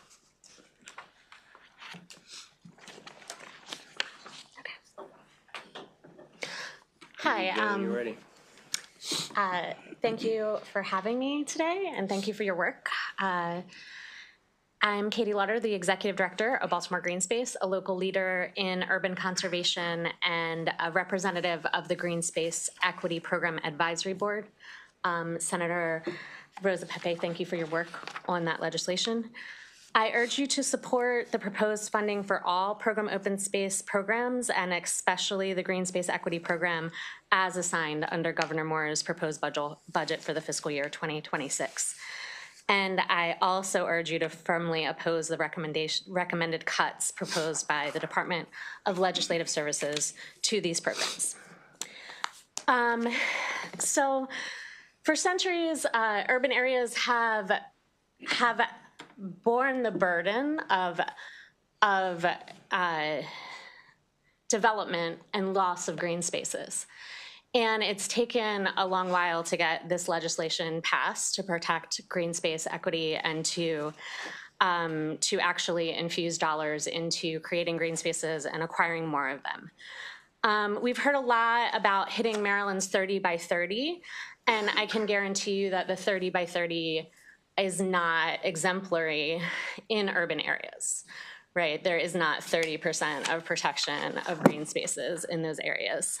And so the other pieces I want to point out is that these cuts will also cut funding to the Rec and Parks Department of Baltimore City, because they receive both funding from program open space stateside and local side funding. And it will impact the success of green spaces in Baltimore City specifically because of these recommended cuts. So I want to tell you a little bit about, sorry, I overran, but I do want to let you know that $12 million of funding, this pot of $5 million for program Green Space Equity received $12 million of requests, and there were over 36 applications from 15 counties. So we hope you'll retain the funding. Absolutely. We do have your written Yes. response. So Thank you. thank you. You spoke of the detriment to the city. Do you know the amount? I believe it's $12 million of funding to the city. Is that ongoing? Is that? So it's $12 million, the $10 million from the Baltimore City Direct Grant, which is not part of the recommendation reducing, and then there would be halving the amount that would be coming from Program Open Space Local. And I'd have to actually get you the absolute number, but it's not a lot of money in that particular side. Okay, well, I think the recommendation has changed since I wrote my proposal originally. It's not a problem. So we'll be going through everything. So thank you. Thank you. Next. Good afternoon, Chair Jackson and members of the committee. My name is Hamna Sharif. I'm with the Nature Conservancy, and I lead coastal climate adaptation programs there. TNC is strongly opposed to the cuts being recommended to DNR's budget by DLS. DLS is recommending unprecedented and sweeping cuts to programs like the Chesapeake and Atlantic Coastal Bays, Program Open Space, Rural Legacy, and the Maryland Agricultural Land Preservation Foundation through FY29. DNR's conservation and stewardship programs are vital for conserving Maryland's natural landscapes, supporting local agriculture, preserving our heritage, and protecting the fragile ecosystems of the Chesapeake Bay. The negative impacts of DNR's budget being cut to this extent will ripple far beyond just the expected timeline. We know that Maryland residents and our ecosystems are facing an uncertain and rapidly worsening climate future. It is more important than ever to fund our environmental agencies right now. Instances of storms, tidal flooding, and extreme heat days are increasing in Maryland. For example, by 2050, our state is expected to see 1.5 feet of sea level rise, putting nearly 2/3 of Maryland residents at risk of flooding. This flooding will also damage and drown fragile coastal habitats that thousands of animals and plant species depend on. DNR's existing programs and plans for future work play an outsized role in building our state's resilience for both ecosystems and communities. TNC recognizes that this is a difficult budget year and we have to make cuts in order to balance the state's budget. However, these cuts cannot come at the cost of reversing decades of environmental progress that we have made in Maryland. We support Governor Moore's initial FY26 budget and respectfully ask that you continue to dedicate full funding to foundational environmental programs, as this legislature has done in previous years. Thank you for your consideration. Thank you. Thank you very much, and thank you for the opportunity to be here today. My name is Ann Jones, and today I'm here on behalf of the Land Preservation Trust, which is a small local land trust in northern Baltimore County. We have been the sponsors of the Piney Run Watershed Rural Legacy Program since the inception of the Rural Legacy Program. The Rural Legacy Program is unique in that it draws together all of the programs that exist to try and just protect what is the best of the areas of Maryland. Those are the rural legacy areas that have been identified. We work with MALF. While the direct funding comes from Rural Legacy, we've used stateside program open space to get easements. Each one of these programs have woven together to create a fabric of preservation that we can be proud of in the state. Cutting all of these programs 100% for 4 years will absolutely negate the ability of Maryland to continue their preservation programs or to be a leader in these fields. And when you talk about trying to track these numbers, I wish you good luck because the numbers are confusing as they come in for the transfer tax. But I will just say that these programs are starting out of the gate today, basically $85 million in the hole, because that is money that is taken away in FY20, which are we in? FY26 for the underattainment that occurred previously based on that snapshot in time and when an estimate is made. And I say that camera's been really foggy lately. I hope it's getting better. But we're basically 40% of the funds that come in this year will not be available for programs at the beginning. So we urge you to reject the DLS recommendations and the new recommendations. We urge you to support the governor's budget as initially presented, and thank you for the opportunity to speak. Absolutely, thank you. Seeing no questions, thank you to this panel. Next panel, Rory Murray, Owen Bailey, Mark Conway.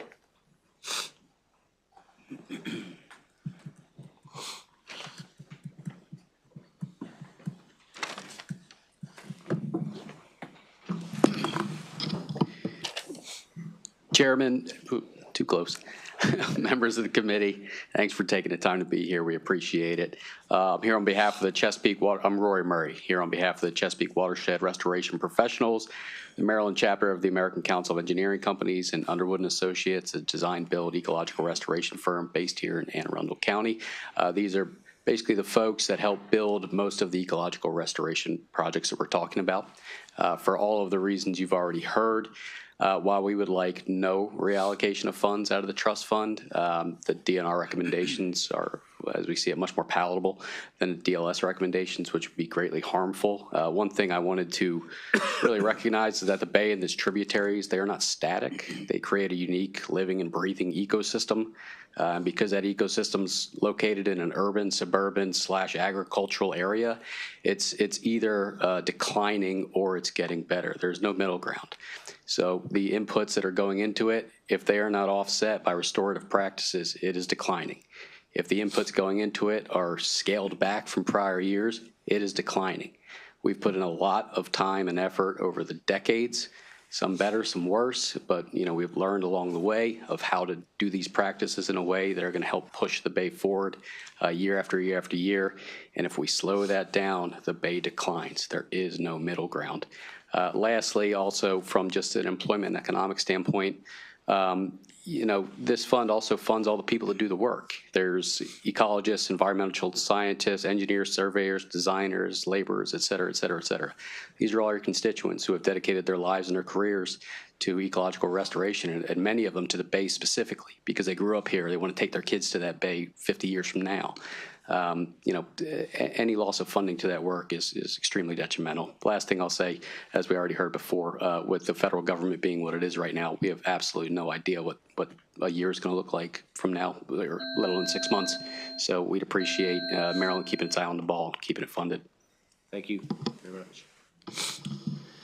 Good afternoon, Mr. Chair, members of the committee. My name is Owen Bailey. I'm the Director of Land Use and Policy at Eastern Shore Land Conservancy, but today I'm here as Chair of Partners for Open Space in support of the governor's original budget with full funding for the various programs under the transfer tax, also known as Program Open Space. For decades, Maryland has stood as a beacon and a leader in the excellence of land use and historic preservation. These investments have yielded returns to our state in the form of wages, sales tax, increased property values, tourism, economic development, and the creation of accessible open space. And as a quick aside, I take a point of pride as a Marylander whenever I take my kids to a playground and I see that plaque by the park entrance that says this park was made possible thanks to Program Open Space. Which has been our best tool for these initiatives, which are fundamentally about land use. It has consistently provided funds for the state and many partners to invest in our unique landscape and to invest in what makes Maryland, Maryland. Whether agricultural and forestry, native habitats and historic sites, or parks and open spaces, our natural and historic lands are the most productive land uses that we have in the state. These programs not only protect those investments, but nurture them, ensuring the continued protection of our land values into the future. Of course, we understand the dire financial position that the state is in and do not envy the tasks that you have ahead of you. But by zeroing out these programs in the next 4 years, we are inflicting self-harm on our state and our communities. And we are pushing our state to the bottom of the list of national leaders in preservation. These programs are investments in food production, economic development, habitat preservation, modernization of our historic buildings, and preservation of our collective history. These cuts will leave Maryland vulnerable to losing some of our most productive lands. Through our land use, we showcase our values, so please continue to invest in the values that Maryland has held dear for nearly 3 generations. Thank you. Thank you. Thank you. Good afternoon, Mr. Chair. My name is Mark Conway. I'm the Executive Vice President of the Chesapeake Conservancy, and I'm a member of the Baltimore City Council in the 4th District. I am here today to support with amendments. Namely, I want to respectfully recommend we not move forward with the DLS recommendations. This bill, I want to leave you with 3 things. You guys have had a long day and certainly have a long day ahead of you, so I'll be very brief. So first, land conservation is a team effort. Local communities, landowners, nonprofits, philanthropic folks, land conservation organizations, local funds, and state funds make these projects possible. And if, especially in a situation like this, where we could see that funding cut, it could be extraordinarily detrimental toward these efforts, especially some that are in play right now. The Secretary noted this earlier. There are a number of goals that we have set forward as a state that we seek to achieve, especially the 40% by 2040 goal, and all of the Bay-wide goals and climate resilience goals, and conservation is pivotal in all those efforts. Taking a hack at these funds would be really setting us back in a way that we might regret in the future. I, of course, realize that you guys have an incredibly tough job ahead of you and that these are difficult decisions. Of course, I'm going to ask that you not take the recommendations put forward by DLS. But even more, should there be any funds taken out of this pot of money, I would request that any borrowed funds be paid back and returned at a future date. With that, really appreciate the work that you guys are doing and appreciate your time today. Thank you. Any questions or comments? Thank you. That concludes the testimony from this panel. Next up, Benjamin Ford, Ms. Bassett, and Mr. Sikorsky. Ellie Bassett's not here today. Okay, thank you.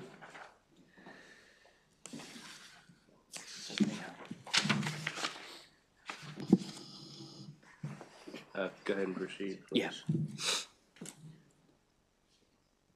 You can go. Okay. Sorry. Thank you, Mr. Chair, members of the subcommittee. My name is Ben Ford. I'm your Miles Y Riverkeeper from Shore Rivers on the Eastern Shore. We're a waterkeeper organization on the shore representing about 2,000 members. Our mission is to protect Eastern Shore waterways through science-based advocacy, restoration, education, and engagement. State investments in clean water initiatives, especially through DNR, have been essential to our work. Over the last 10 years, we've leveraged about $33.5 million in funding from federal and state sources, including $15.3 million from DNR. And these investments directly support on-the-ground restoration, helping farmers reduce nutrient runoff and keep those nutrients on their farm fields, assisting local governments with stormwater management, addressing flooding in vulnerable communities. This funding also drives economic benefits and sustains local jobs on the shore in engineering, construction, and environmental services. For example, roughly 93% of trust fund money that comes into the shore is passed through to these local contractors. Every dollar spent returns about $2.50 in either worker compensation and economic output on the shore. For, carrying that forward, a $12 million project generate $8 million in worker compensation and $22 million in economic input. DNR funding's allowed shore rivers to reduce over 204,000 pounds of nitrogen, 24,800 pounds of phosphorus, and 28.3 million pounds of sediment per year on the Eastern Shore from going into our tidal waterways. In fiscal year 24 alone, it supported more than 24 acres of tree restoration and 30 acres of wetland restoration. We respectfully oppose the DLS recommendations, and we support the original budget proposal from the Moore administration. Thank you for your time. Thank you. Appreciate it. Ms. Jennifer Carr-Plahowski. And I'm gonna try this. Ms. Thompson, Lindsay Thompson. I think it was crossed off the list. She's at home with the flu. So we have a replacement if you'll allow her. Come on up. Come on up.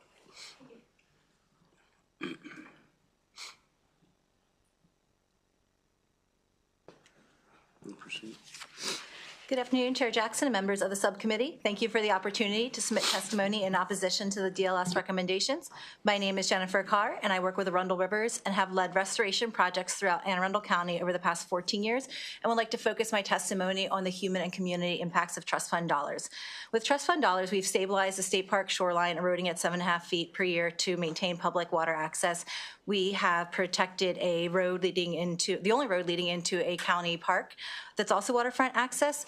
We have constructed a coastal resilient shoreline to protect a community marina, and we'll soon be starting construction on a shoreline to protect a community in Calvert County.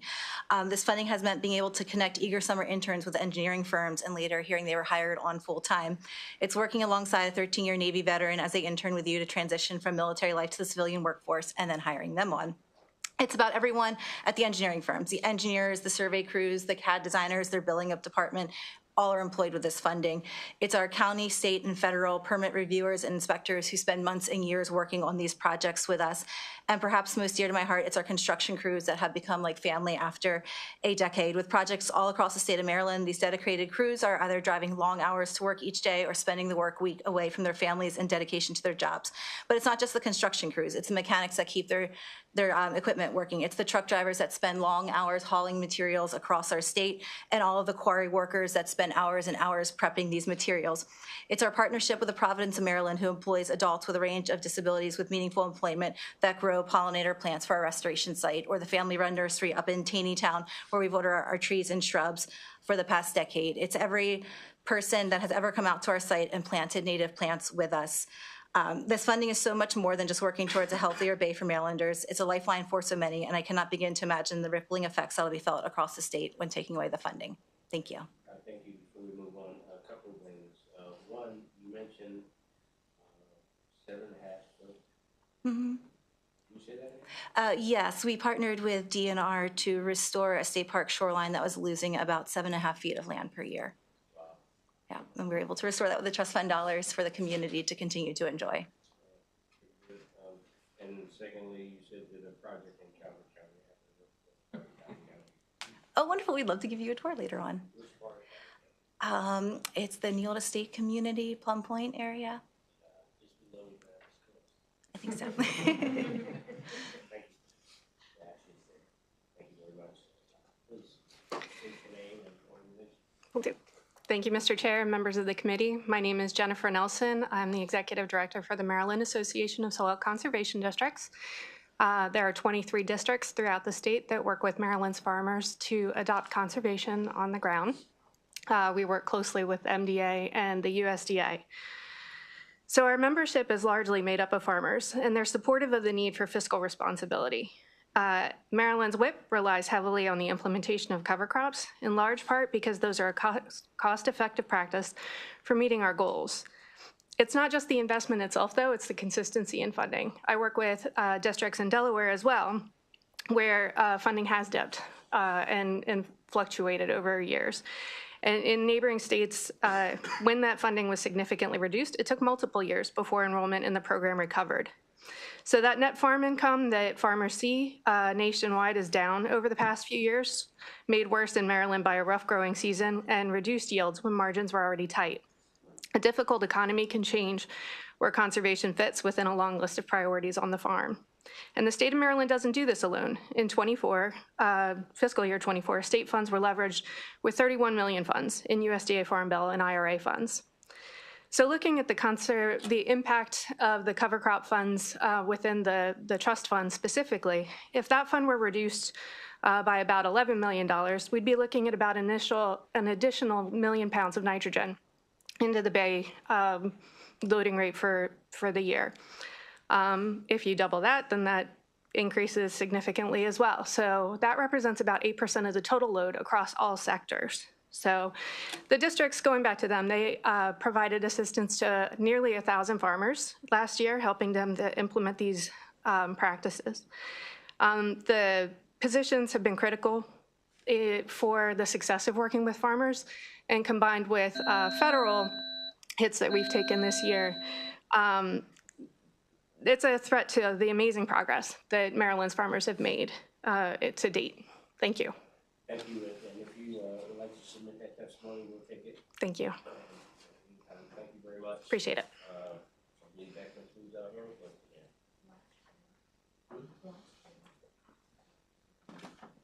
Oh, for the year.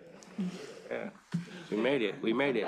You can actually look. You can actually hear us all born down here. You know, our voices have changed. We're coughing. We're sniffling.